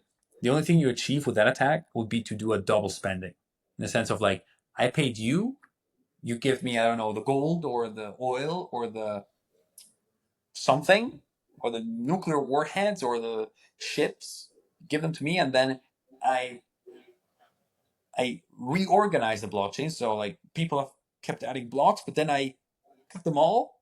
I go back in time right before our transaction, and I add a new set of blocks, but without the transaction I gave you. Meaning, I paid you, but not anymore, right? Like, Okay. so, like the amount of capital, like the amount of machines, data centers, electricity that you would need to then only do one transaction like that, Right. one, two, or let's say, or like you, even regardless, you could do it in one or in 20 transactions, but like they'll need to happen more or less in the same block.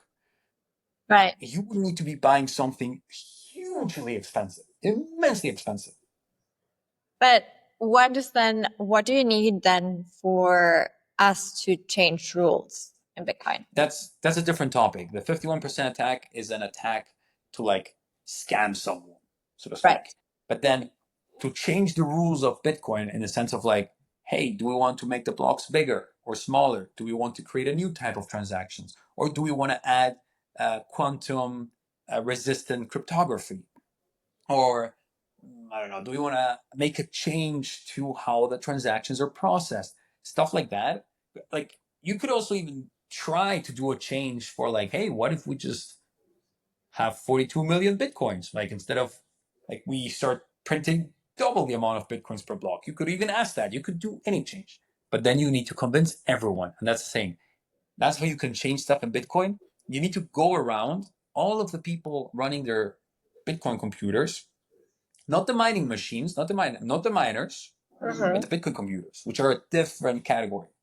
Because Yeah. like Bitcoin, like democracy, right? In democracy, we say, hey, let's separate the powers and let them watch over each other. This way, with checks and balances, this way the citizenry can sleep, right? Like that's why we have the legislative, executive, and judicial power, right?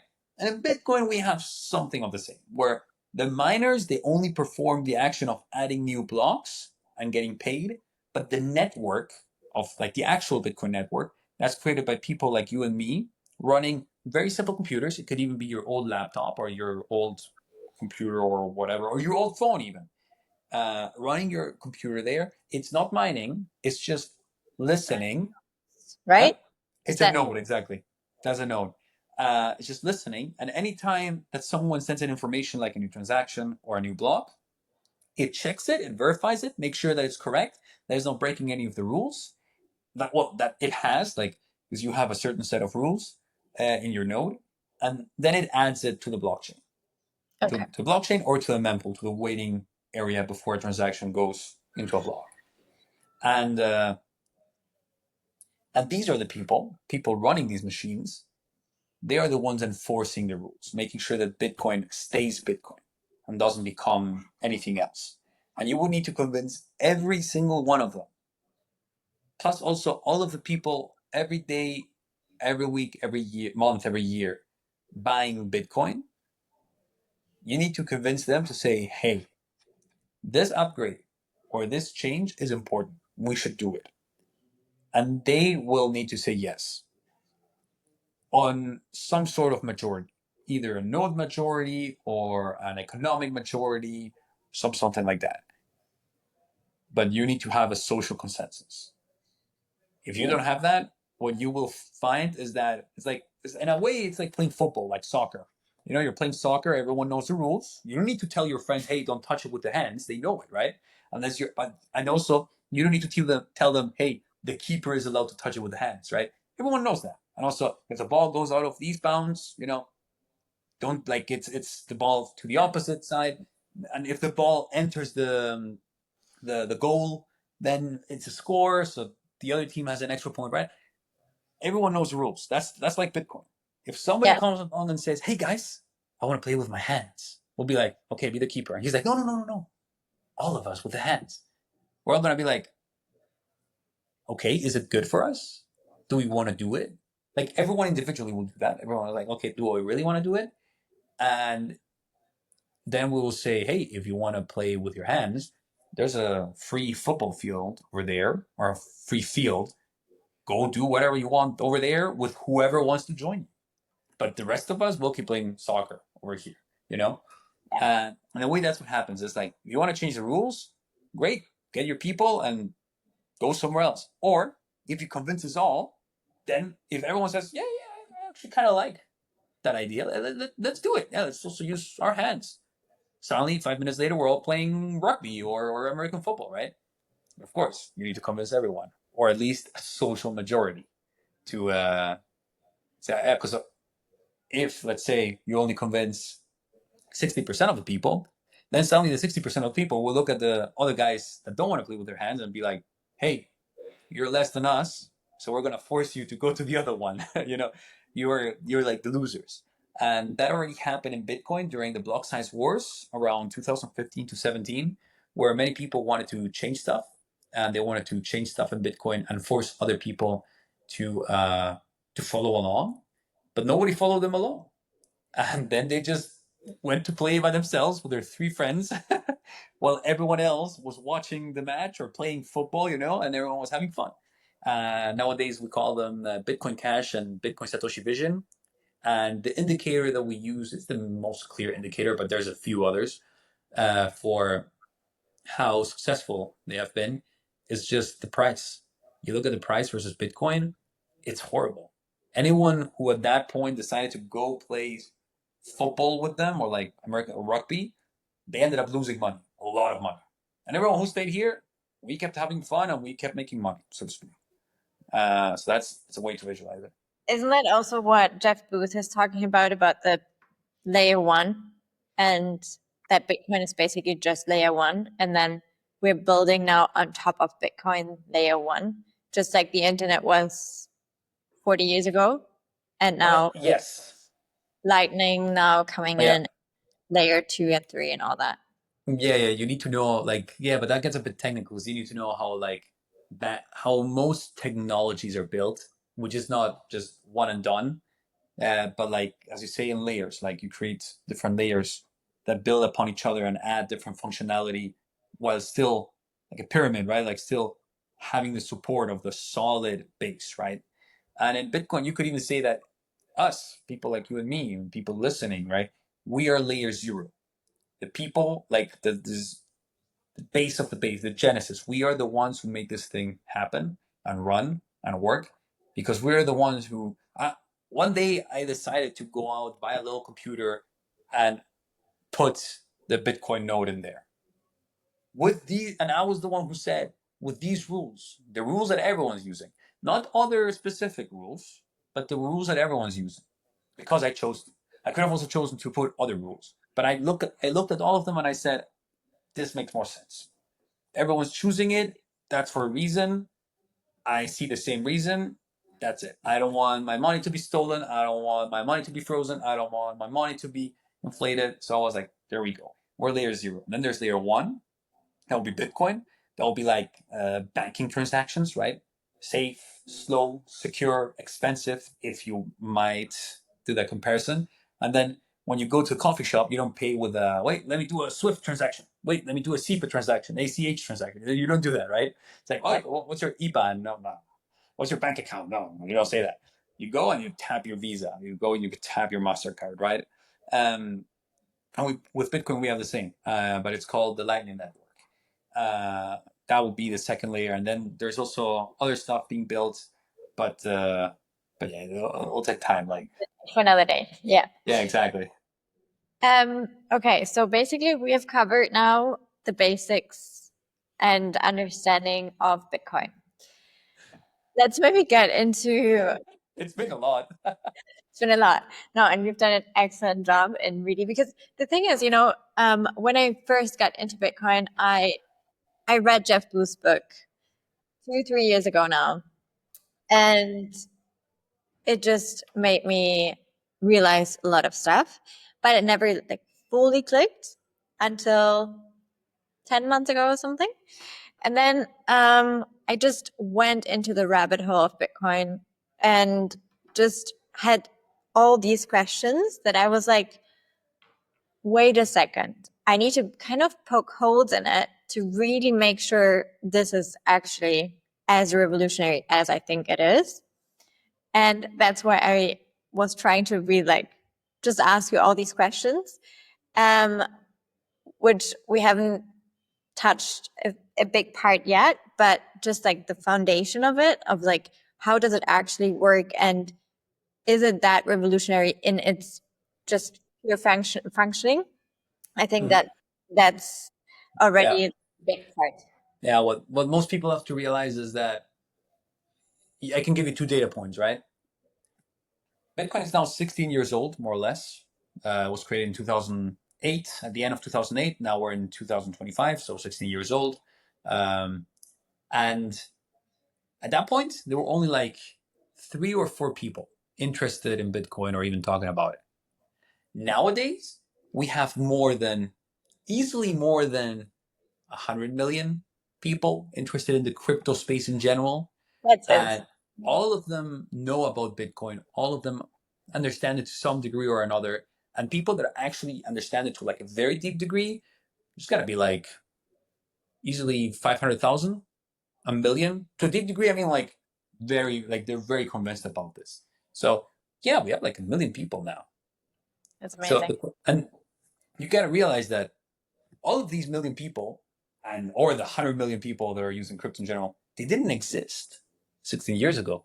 And there's only one path to getting this understanding, and that's by asking questions.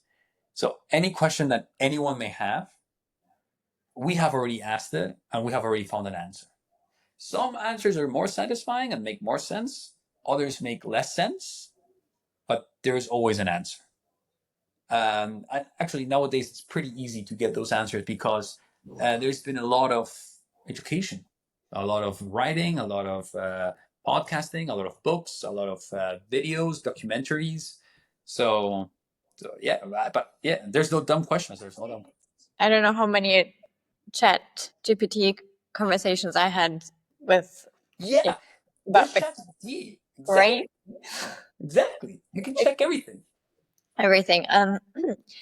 So, okay, before we go into the sustainability energy aspect, just one thing, because I feel that one question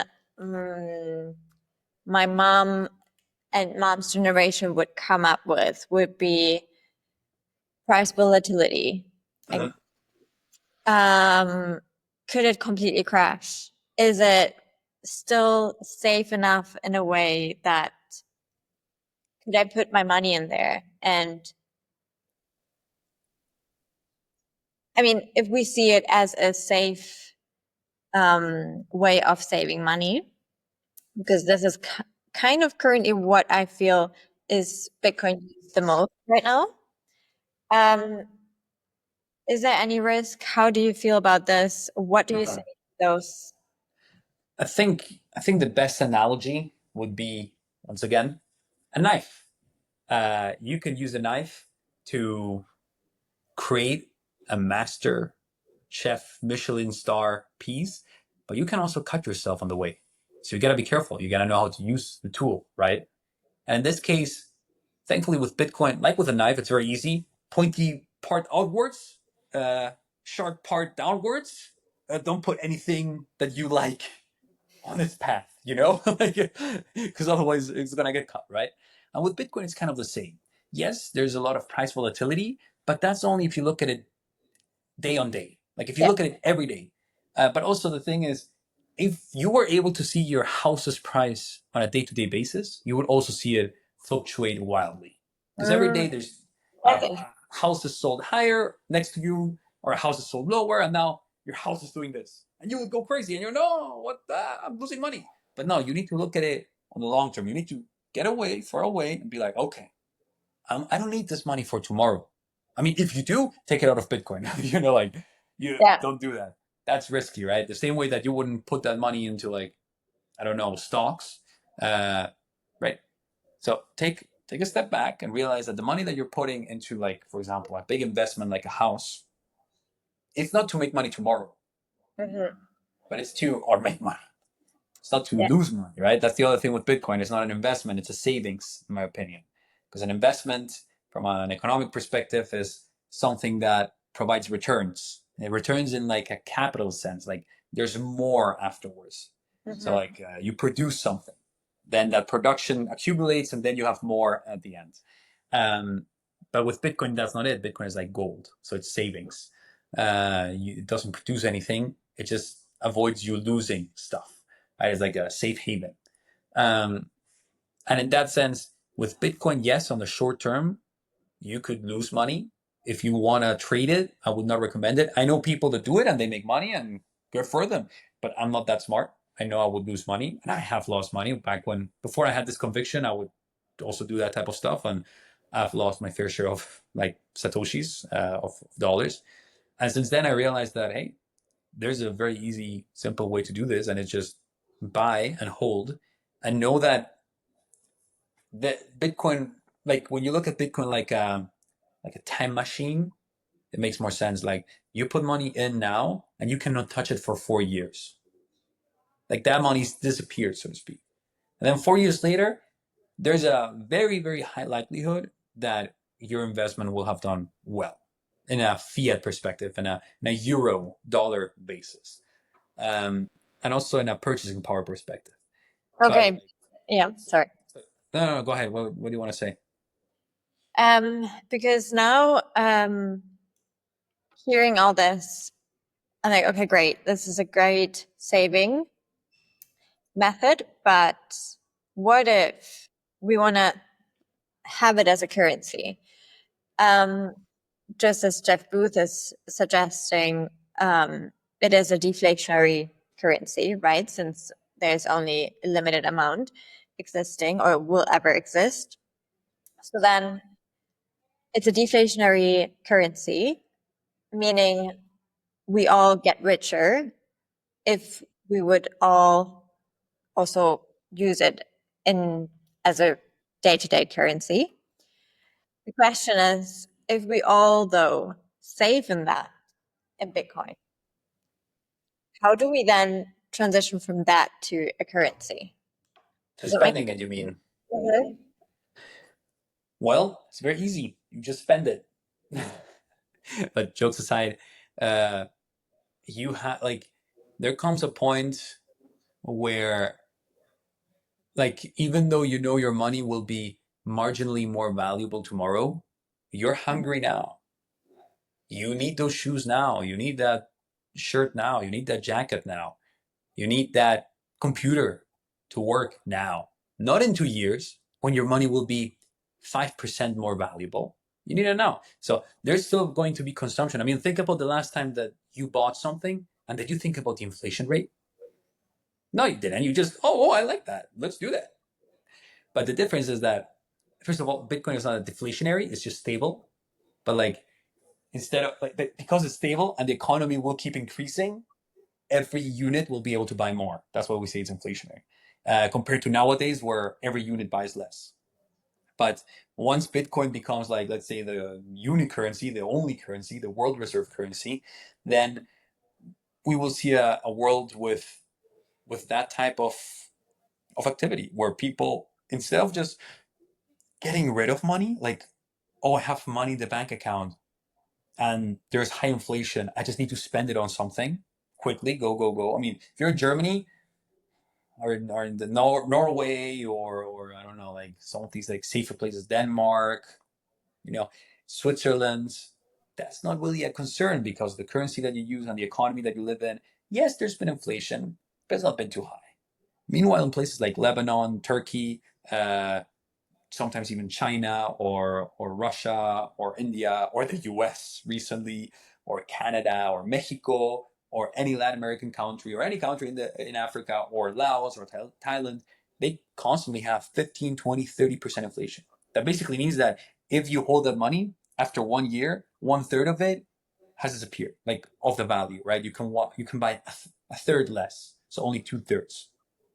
And those people, they basically have an incentive to quickly buy something. And what we end up doing is we end up buying shit we don't really need, because we're not buying it because we need to, but because we know that if we don't, we're just going to lose the opportunity. It's just going to melt away.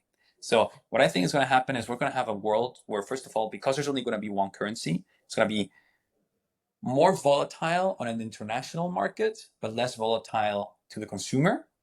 Like your apples are not going to be changing in price every second, right? Or every minute, or even every day. They're going to stay more or less stable around, I don't know, let's say 20 sats. Or your coffee is going to stay at 30 sats, Satoshis. Satoshi sats, that's like the micro unit of Bitcoin, which is 1 divided by 100 million. So like 8 zeros. So that's what a Bitcoin is made out of, 100 million Satoshis.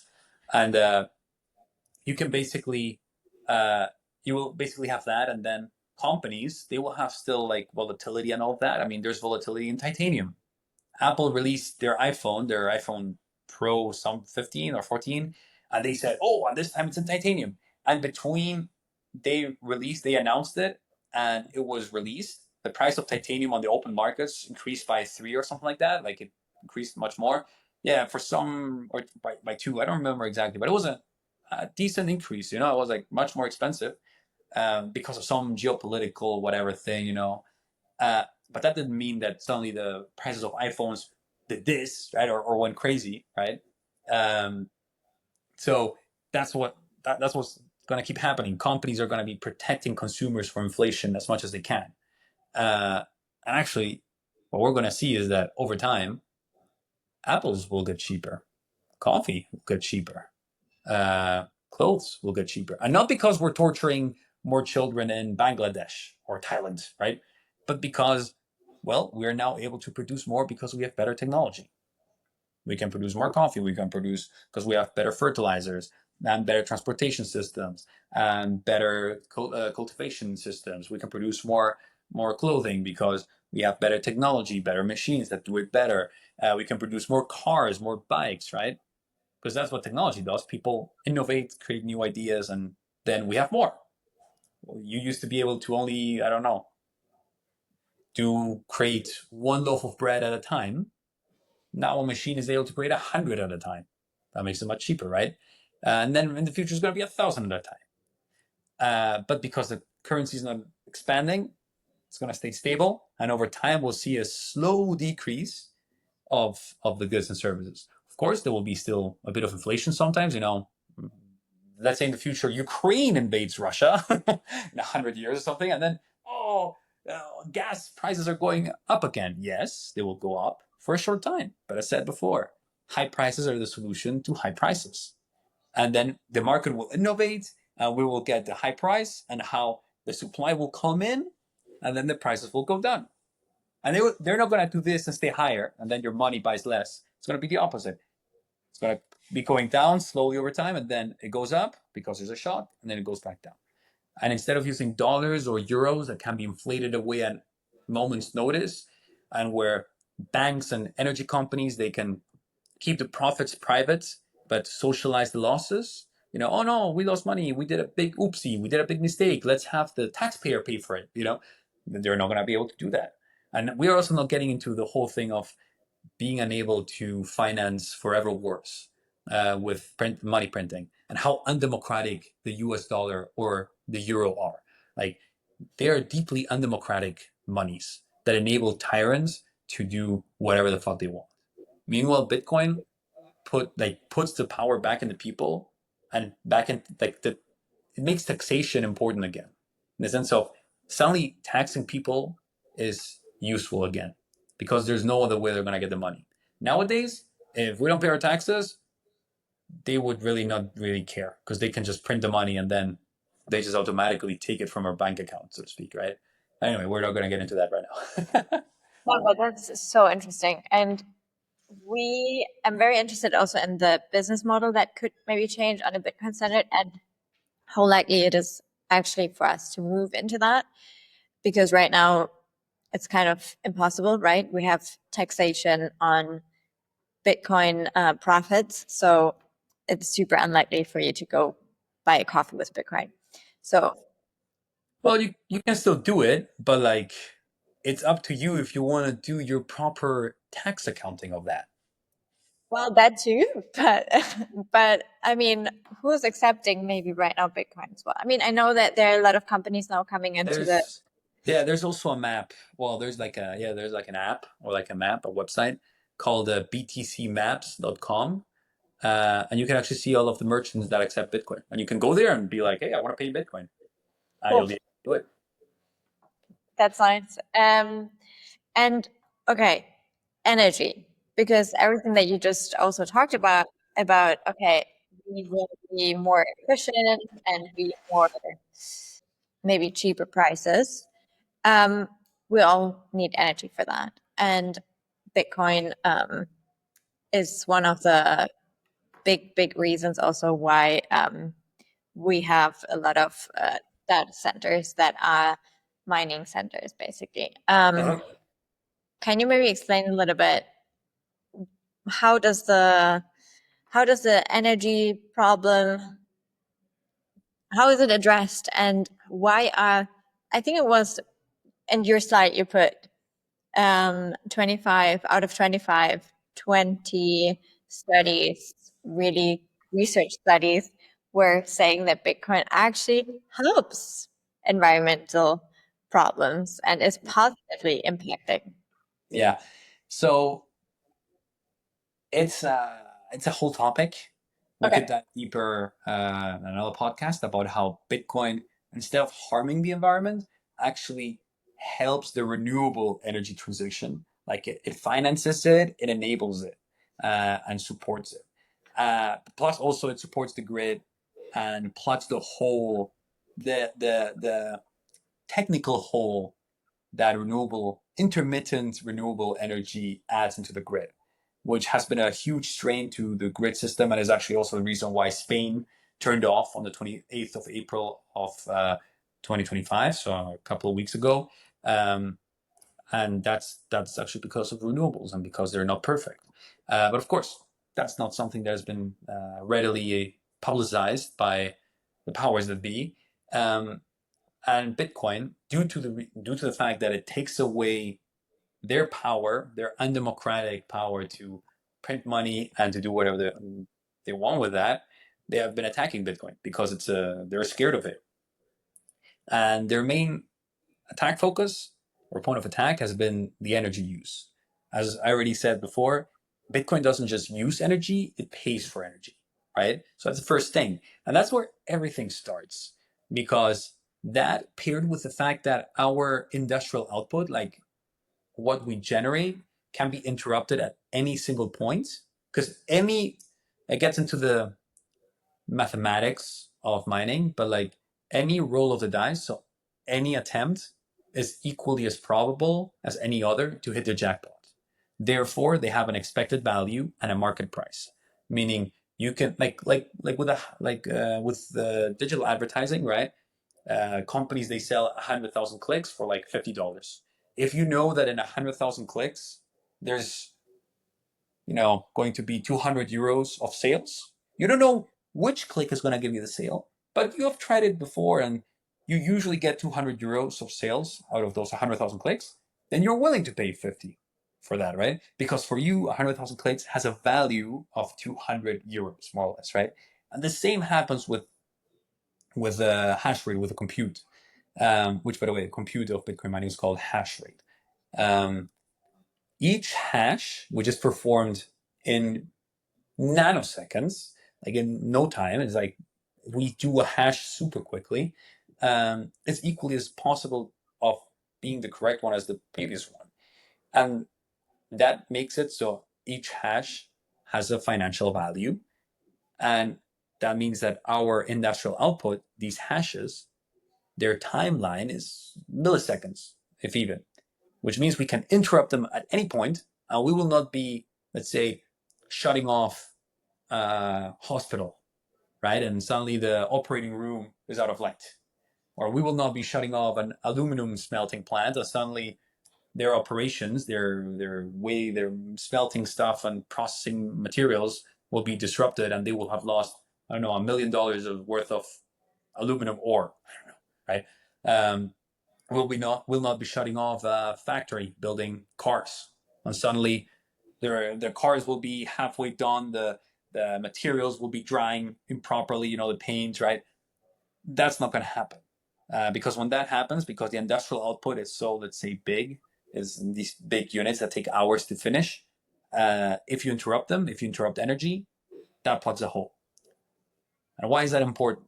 Why is it important that Bitcoin can be interrupted, can be cut off at any second? Because when you have a lot of renewable energy, especially solar and wind, so wind farms, suddenly there's a cloud and the energy drops off, or suddenly something happens and they disconnect or whatever. In that second, that very second, you cannot shut off.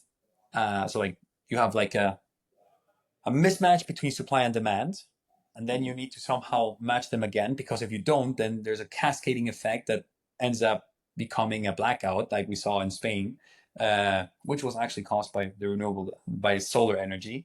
What we can do is, let's say the supply drops off, and if we don't correct it very soon, it's going to keep going and it's going to cascade into a whole blackout.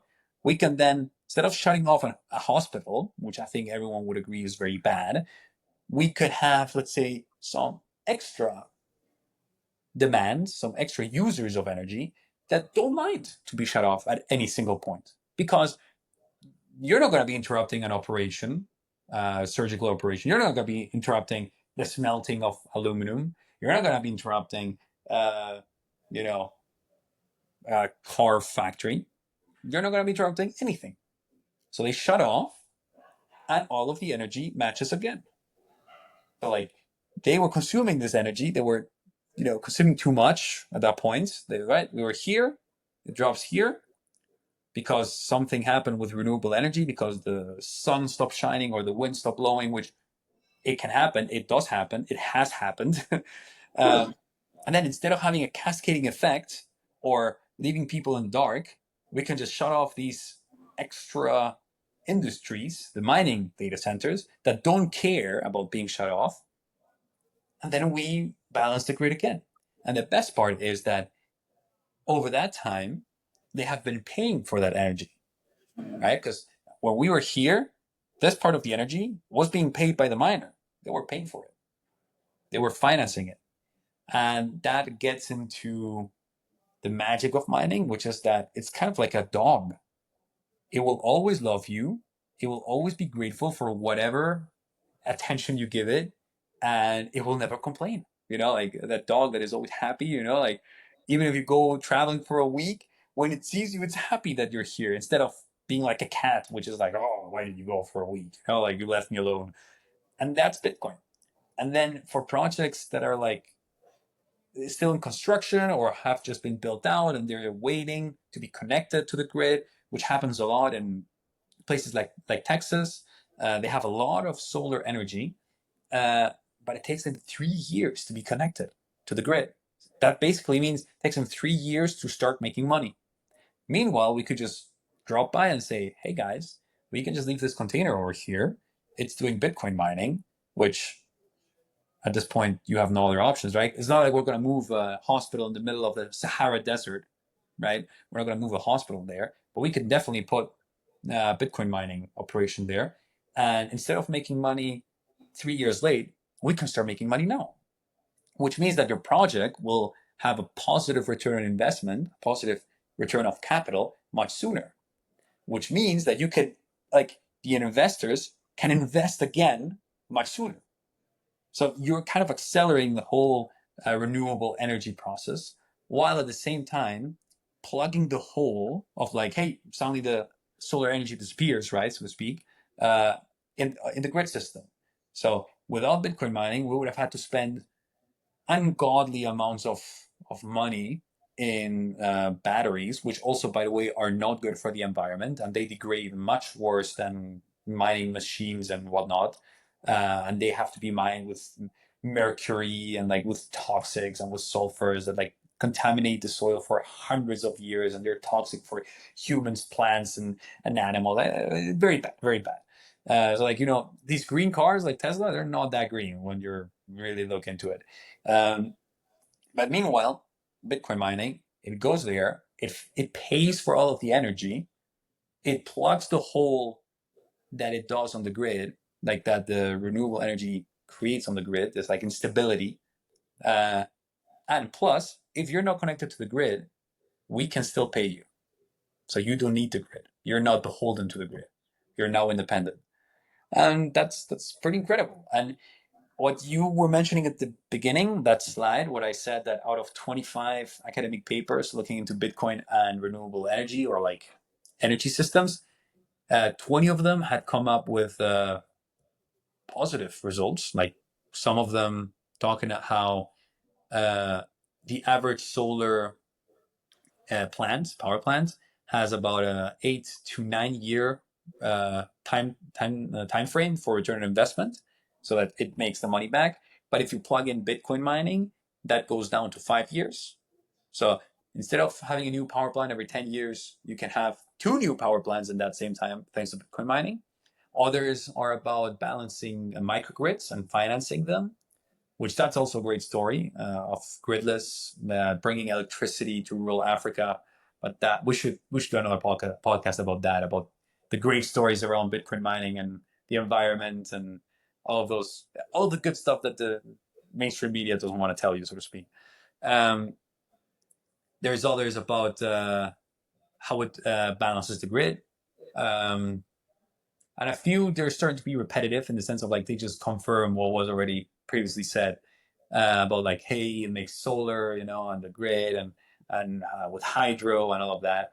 And then there's 5 that they had like negative outcomes, but 3 of them have already had rebuttals, meaning like somebody actually took the time out of their day to say, you're wrong for X, Y, Z, or for all of these sorts of reasons. So, take those with a grain of salt, because if somebody came out of the woodwork to complain in the academic world, it means that you did a big oopsie. You really misrepresented something. So yeah, that's about it. Thanks so much for clearing that up. And it's so interesting. When I got into reading all these things, I was like, wow. Okay, so from wherever I look at it, it's just so beneficial in so many Yeah, ways. Uh, incredible. it's incredible. Can you maybe also explain a little bit? Because for me, one of the also magic bullets that Bitcoin is it completely changes the paradigm of that, what you were saying earlier, right? The short-term thinking of I need to spend money right now into long-term perspective, into value creation. Um, how would you see businesses evolve if we had a Bitcoin standard? How would that shape maybe reality differently? I mean, on the short term, that's the other thing. Bitcoin will most likely have 2 different epochs or eras. Mm-hmm. The first one is the one we're living right now, which is the monetization phase, where Bitcoin goes from just being a internet curiosity to becoming the money of the world, to some high degree or another. Like it could actually like overtake everything, or it could become like the 20% of the entire market, for so to speak, right? Which is still huge. Um, and that's the first part, and that has this like explosive components baked into it. But afterwards, once Bitcoin finds its like footing and its like base, at that point it will stabilize quite a bit, I believe, and we will start seeing those benefits of like deflation, like how the market improves but Bitcoin stays constant at 21 million, and how that on a per unit basis means that each unit is worth more Mm-hmm. over long periods of time. So what I think is gonna happen on a business perspective is, well, at least on a consumer perspective, consumers will be much less incentivized to just do bullshit shopping, as I call it. Like just all of these little trinkets, plastic trinkets out of Asia, out of China, just like basically trash, buying trash for no reason. I think that's definitely going to stop, because people are going to have an incentive not to do that, like a strong incentive. Instead of, hey, my money's melting away in my hands, I want to at least get something for my Out of money's worth. It's going to be the opposite. It's like, wait, people are, and I've caught myself doing that. Is like, wait a minute, do I really need that? Do I really, really need that? Or can I hold off a bit? You know, like, do I really need that trinket? Perhaps I don't. Perhaps I can just live without it, right? So that will be the first thing, and I think that's gonna trickle down to the businesses that offer those things, and all of these businesses will not be incentivized to create cheap, easily breakable, easily replaceable stuff because I hope, I think so, people will start valuing value, like quality, like buying shoes that don't break for a lifetime, buying clothes that can be mended and that last for a long time, buying shirts that you don't need to throw away after 4 uses. You know that all those Shein and like cheap fast fashion clothes, right? Um, so hopefully, like, it centers people's perception of value, and that trickles down into like business and business practices. Doesn't mean it's gonna happen. Like, it's not an sure thing, but we have definitely seen what happens when you spend 50 years with a fiat money, with a money that melts in your hands. It's not good. I mean, that's the other thing. People may not know this, but 50 years ago, like in 1971, before 1971, our money was backed by gold. Our modern money is an experiment. 50 years old, and it's already failing. We see it in all sides, no corners of the world, of the economy. So yeah, I think that will be the main impact. The fact that it's gonna like recenter people around quality instead of quantity and just bullshit. I think this is such an important thing, especially from sustainability. It is one of the main things that we always have tried to kind of market it into that direction, like try to bring companies into that. But I feel that usually it's just, okay, how do we try to make companies really care? And if it's in the system that we're in right now with inflation, where really what matters is I need to get my money right now because I have a huge amount of debt that I need to pay. Um, I can't really have the privilege to be waiting for 5 to 10 years. But if we have another deflationary system where I can do that, um, I think we would shift, like the incentives just shift and then everything just ripples down. Yeah. The question is, uh, how do we do that without debt? I mean, we are basically everything we have based on debt. We have amounts of debt. What will happen with that debt? And what happens? Do we still have innovation if we can't really use cheap credit? Yes, we will still have innovation even if we don't have cheap credit, because innovation doesn't have happen because there's cheap credit. Innovation happens because we humans are crazy about inventing new stuff and about pushing the frontiers. I mean, like, for example, the ice cream, the polos, the ones that are like water based, they were Mhm. created by mistake, and now it's a $1 billion industry. Like, some, like, literally some guy just left his like coffee, the coffee, like, wood stick on a lemonade in New York outside because he forgot it, and he was talking to some friends and he left it. It was some winter night, and by the next morning he got out there and it was frozen with a stick coming out. He took it out, licked it, Good. and he was like, "This is actually pretty incredible." You know, so that's how innovation happens. Penicillin, like the most important drug ever, didn't happen because they had cheap credit. It happened by mistake. They were exploring something else, and suddenly they discovered, wait a minute. Also, Viagra is the same thing. They were looking for some heart stuff problems, and then they realized, hey, everyone's getting it on. What's going on here? And that didn't happen because of cheap credit, right? So I don't think cheap credit, like, or the lack of cheap credit, will be a problem for innovation. And well, the problem with debt is that people who have assets have more access to debt, which allows them to have more assets. So it creates a system where the people that have more get to have more without really working. And because we have inflation, then their assets go up in value while their debt stays still. And every time it gets cheaper to buy, to like expunge that debt, to like get rid of that debt, and then they rinse and repeat, and then they just like hoard all of the assets, so to speak, right? But once that method becomes riskier because that debt becomes more expensive, people will need to make, like the same way that we on a small scale we will need to think twice about buying that trinket. People trying to use that will need to think twice before taking it out, and they will need to be damn sure that they can get better returns than just holding money. So don't just go create some bullshit startup because you want to fucking whatever. First, do a small trial with your own money, take your own risk. If it works out, small businesses, small pops and mom and pop shops. That's how they started. They didn't take huge loans and do all of this financial engineering. No, they just started, bit of money, their savings, hard work, dedication, good product, and that's how they got it. And as for the people that have now debt and how we transition to that system, it's a tough reality that everyone will have to face. Also, people that don't have debt, it's the fact that everyone believes that they're due for a Lambo, but we don't produce enough Lambos for everyone, so to speak. Like everyone, due to how the debt inflates the balloon, feels like everyone has a lot, but much of that is just air.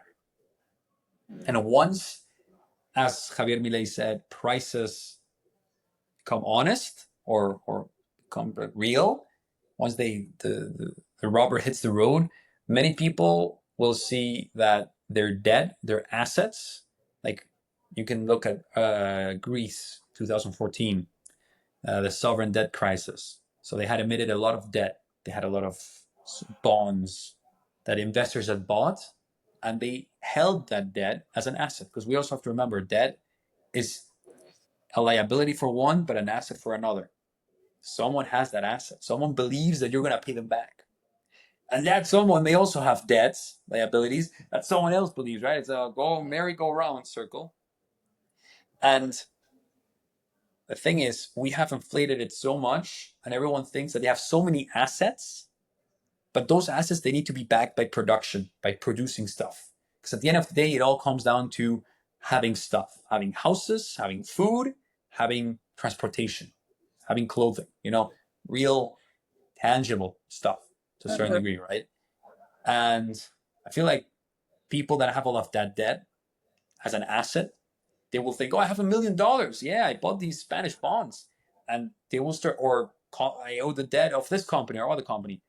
And they will start seeing how those companies go bankrupt because they are zombie companies, because they don't have viable business models, because they just don't work, or they have wrong business practices. And suddenly their debt that was $1 million and that company was going to pay it, that company is now bankrupt. You're going to be lucky if you get half of that. So you went from having $1 million to half of that, right? That you lost capital. And we're going to see how all of those prices become sincere and how the balloon de-inflates. Meanwhile, what we're also going to be seeing is how Bitcoin, most likely, I don't know, depends on how fast this balloon deflates. It could happen in a pop, 2008 style, or it could happen over a long time frame, let's say 10 or 20 years, because you can also deflate it by inflating all of the prices. Because before you had $1 million, that means buying, I don't know, 4 Ferraris. But then inflation goes crazy, and let's say if that company went bankrupt and you would have lost your money, or you would have only gotten half, that will mean only 2 Ferraris. You can only buy 2 Ferraris for 250,000. But let's say everything inflates away, like you inflate everything. Now your asset, that debt that you hold, because the Ferraris and everything in the economy has gotten super expensive. Now you can only buy 2 Ferraris. So, like, if there's only one rotisserie chicken and there's 6 of us on the table, 2 of us are going to go hungry. That, or we all just have a little bit less, so to speak, right? Or like let's put it with a pizza and because a rotisserie chicken may be a bit too complicated. That's more visual. Pizza. A pizza, 4 slices, and there's 6 of us. Someone's going hungry, and that's what happened. That's what's happening now. And perhaps Bitcoin on the short term may be affected if it pops like in 2008. But the difference is that the next system, it's either going to be built on Bitcoin or it's going to be built on another system that is going to fail again because of the same mistakes. By the way. No, I think it's super interesting, especially how do you see that whole what we might be seeing converted also and combined with AI's massive growth right now? That's crazy because what I realized is in economics we tend to characterize the output of a country with a very simple formula. Y, like there's a Y, that's the output, is equal to A being a production factor. It's kind of like a catch-all term for anything that cannot be quantized or counted.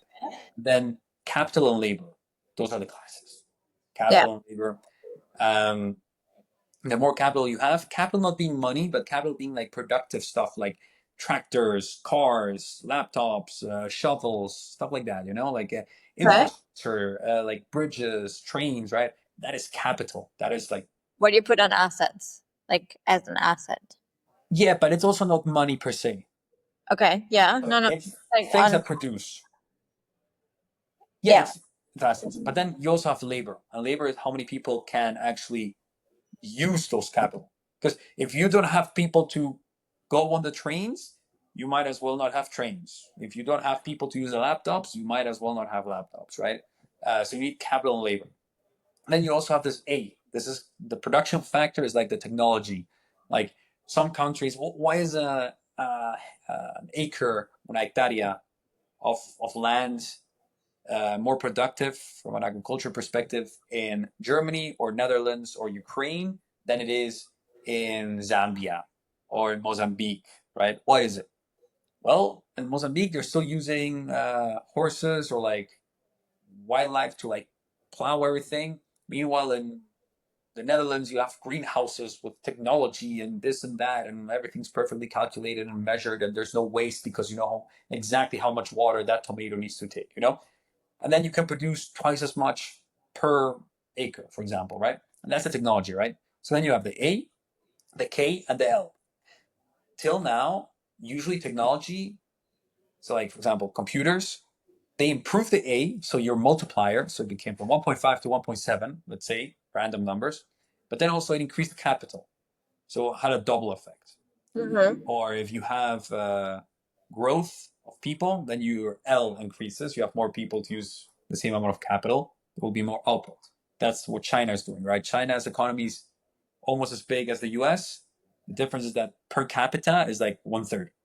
That just means that people in the US are 3 times more productive. I don't want to say that because nowadays the US doesn't produce anything, but like, and China produces ships every day. But anyway, on a dollar per dollar basis, right?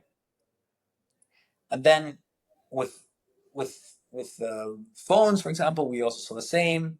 You increase the technology and potentially also a bit of a capital base. But with AI, what we're going to be seeing is not only is the A and the K increasing, because now we have more capital, more goods, more things that enable us to be productive. And now not only do we have more stuff like trains and trucks and cars and laptops, and now like you could also add to that like Microsoft Word and Google Chrome and WhatsApp and email. And now we also have AI, right? ChatGPT. That would be like the latest addition. So not only do we have more capital, and not only is our technology much better, but now also because AI can act like humans, we're also for the first time, in my opinion, increasing labor at the same time. So we're multiplying, so we're increasing all three of these. And we have to realize that A is multiplying K and that's multiplying L. So they're all multiplying across each other. So like it could be pretty incredible because AIs with all of the agentic stuff and all of that and how AI can almost think like humans or act and behave like humans, a person could have on their computer a team of 20 AIs. One doing accounting, the other doing marketing, the other doing video production, the other doing project management of the others, right? Like you could have that. That's more people. That's L. But you also have the better technology, that's A, and you also have more technology, which is K. So it's like it could become very crazy, which then also means that per unit of available material, of like capital, of like what we have, of hour of work, we can produce more, which means that many things should become much more cheaper to produce and to sell on the market. Like, for example, creating an image. A very simple example is creating an image. Creating a beautiful Renaissance painting of yourself 200 years ago was super expensive. You need to be a king, a lord. 100 years ago, you need to be a rich merchant. 30 years ago, 40 years ago, you need to have some money, be somewhat rich. Now, 10 years ago, there were some simple apps that could do a shitty job, or you could have some college students do it for you for like 400 euros or less. Now, you can create 1,000 images, Renaissance paintings of yourself with your cat, with other cat, with your dog, with your family members, with your horse, in your car, wherever, in your home outside, 1,000 of them for 20 euros a month. Can we be too productive then? Where are the margins then? Because like if everything is so cheap on a inflationary system where we have to pay the debt, That's good. For the inflationary system, that would actually be the only real saving that doesn't involve inflation or default. It's that growth catches up with the bubble. It's like, because in a way you can think of it as like all of this debt, all of this air is kind of like lies, vaporware. It's like people selling you stuff that doesn't exist, but suddenly it exists. So, hey, I never lied to you. I was just very optimistic, you know? So if that happens, then good. The system will not have collapsed. but on a free market, isn't that like we would, if margins go down with time and like the cost of production goes down in time, and then in general, like, free market pushes everyone with the prices down, you know what I mean? Then maybe the first ones that get a big amount of investment to start the whole thing, then kind of make everyone lose. And then there's no margin for you to pay back the debt. Does it make sense? Like my question here is there yeah, too profitable for the system to still be run in the same way? Yeah. But I think what people don't realize is the fact that everything getting cheaper means that you're also getting more per hour. Like yourself. Like, yes, let's say, like, you would be getting paid less potentially, but you would also be getting more at the same time. So let's say your pay gets cut by 50% because higher margins or whatever, like higher margins, sorry, lower margins, and everything gets more competitive. But also for half the pay, you can get twice as much, Mm-hmm. 3 times as much, right? So like on net, you would be more rich. And also, Of course, like this would be in a deflation. Like if we would allow for prices to go down.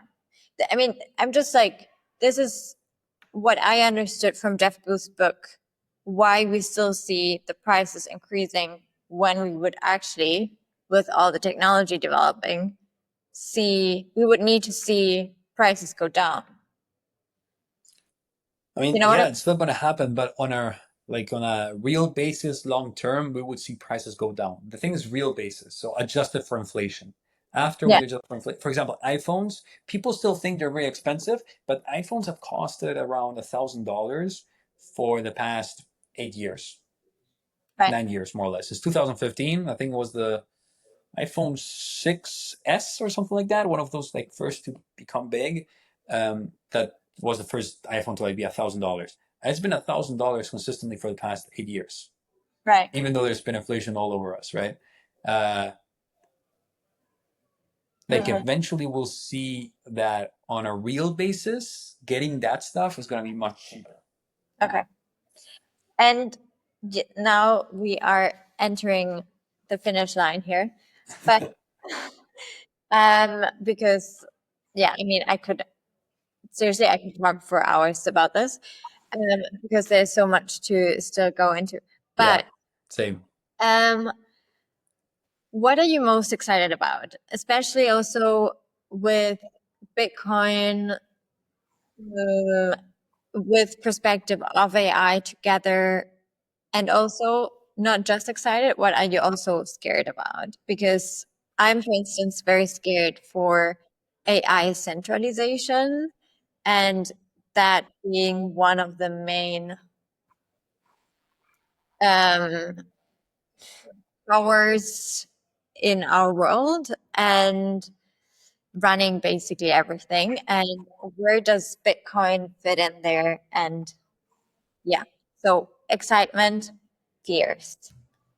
Excitement, I would say, of course, how Bitcoin enables human freedom on an individual basis. Like, we don't need to beg for a government to give us our freedom. We can just take it.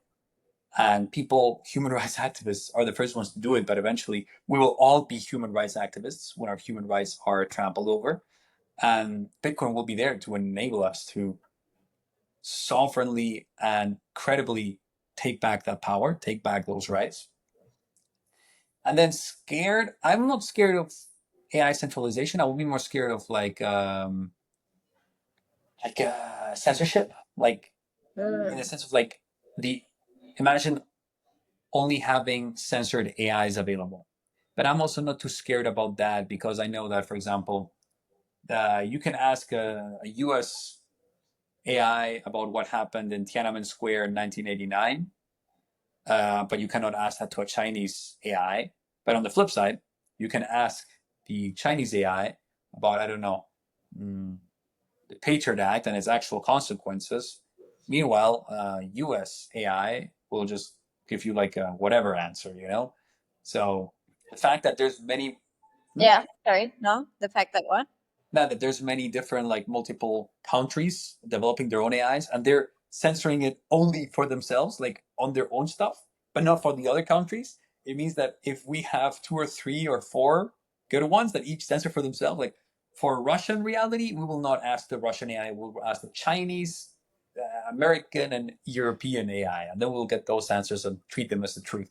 For Chinese, we will not take the Chinese AI's response. We'll use the Russian, the European, the American, all the African, or the German, or the French, or the Ecuadorian, Colombian, I don't care, Mexican AI, But do right? you think that we have enough Yeah. that we have enough decentralized AI? Yeah, we already have a couple good open source models like Llama or DeepSeek, and there's new ones coming out of the gate every week. It's crazy. Then, to answer your question, what I would be more scared of, it's of us, like Bitcoiners and like humanity, not moving fast enough to protect our rights, and governments basically trapping us all way too early. Like, and then suddenly in 30 years or 20 or even 10 years from now, one day we wake up and it's like, oh wow, I'm truly a slave. I cannot say whatever I want. Like, I don't have freedom of speech. Even though I live in a democracy, I know that if I say these things, these things, these things, if I complain about a genocide somewhere in the world, suddenly I'm deported. Suddenly I'm thrown in jail. Suddenly I'm disappeared. Or my money's frozen, or my family's threatened, like that would be scary to me. That's what really scares me. The fact that we as a society as a whole, we may not be moving fast enough to protect the human rights that our ancestors died to give us. So what should we do? More protesting, more education, more Bitcoin. That would be it. I guess in this order: more education, more Okay. Bitcoin, more protesting. On what? Sorry, education on what? No, education in general. Okay, But especially, of course, Bitcoin, liberty, history, uh, human rights, all of that. cool. Okay, last question. What if I'm an individual business how do I get involved in first baby steps into Bitcoin? I would say educate yourself, like search for some information, potentially a local meetup. There's usually meetups all around the world, like people like myself. No. Exactly. Organizing organizing a get together, drop by. You'll most likely just find a couple of nerds very willing to talk about this thing and answer all of your questions, regardless of how dumb they are. Um, that would be the first step. Or finding some local YouTuber that only talks about Bitcoin, not crypto. If he talks about crypto or any other project that is not Bitcoin, they're gonna lead you astray. So, like for example, BTC Sessions, I would recommend. He's very good. In Spanish, I would recommend Lunaticoin. Um, German, I would recommend Block Trainer or Robin Seyer, Seyer, Seyr. Although I think he's also in English. Anyway, but he's German. Or Austrian, I should say. I think he's Austrian. Um, yeah, and then read a book. I would recommend 2 or 3 books like Resistance Money by Andrew Bailey, Craig Wormke, and Brad Redler. Then also Broken Money by Lynn Alden and Bitcoinismo by Adrián Bernabeu. That will be in Spanish. And apart from that, once you've read those, the Genesis book by Aaron van Werdum, I would also recommend that one. And like once you have a little bit of knowledge, how any recommendations that you would have on how to get into your, we didn't even get into wallets and stuff, but how do you get Bitcoin? Try to buy it peer to peer. Use apps like Vexel, HODL, or just which one? Relay? Relay. No, you have to do KYC. You need to Right. give your private information to get it, and then at that point, it's not like cash. It's more like central banking digital currency. So Easier for yeah. them. Hmm? Maybe easier just to start with. Yeah, true, but at the same time, you're Yeah. starting on the wrong foot to a certain degree. But also at the same time, if you don't care, or you just want to get a few coins, you can always have a secondary wallet where you only put your private Bitcoin, so to speak. Yeah, because you can have as many wallets as you want, as many addresses as you want, so there's no limit on that. I mean, at least,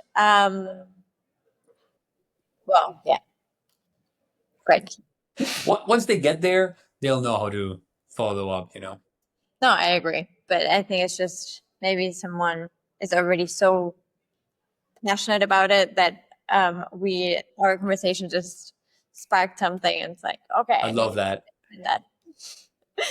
And then well, thank you so much. You have no idea how much I appreciate everything you just did here and explained and took the time to really go down to explaining all the basics and go a little bit also into the more systems thinking and sustainability stuff. Thanks so much. Seriously. Anything else that you want to add listeners to know? Maybe something related to a new world in the making that is shaped by Bitcoin. Yeah, I mean, if they're interested in my more of my thoughts, General Kenobi tends to be my pseudonym. That's another thing we should have talked about, pseudonyms and the whole. And it's about privacy, of course. I mean, for example, George Orwell was a pseudonym. Mark Twain was also a pseudonym. So lots of anyway. Let's not go further into that because that's another hour And a conversation. whole rabbit hole that we Yes, will exactly. go into. But yeah, So, General Kenobi, they can find me on Twitter. Otherwise, the company I work for, Demand Pool, we're helping decentralize more than what it already is, the Bitcoin mining space. So yeah, they can follow us, DMND or Demand, like demand and supply. And if you come to Barcelona, come to one of the meetups, Barcelona Bitcoin Only or Barcelona Bitcoin Hub. And that's it. cool. Thanks so much, seriously. It was so great talking to you. Thank you for having me. Bye. Bye.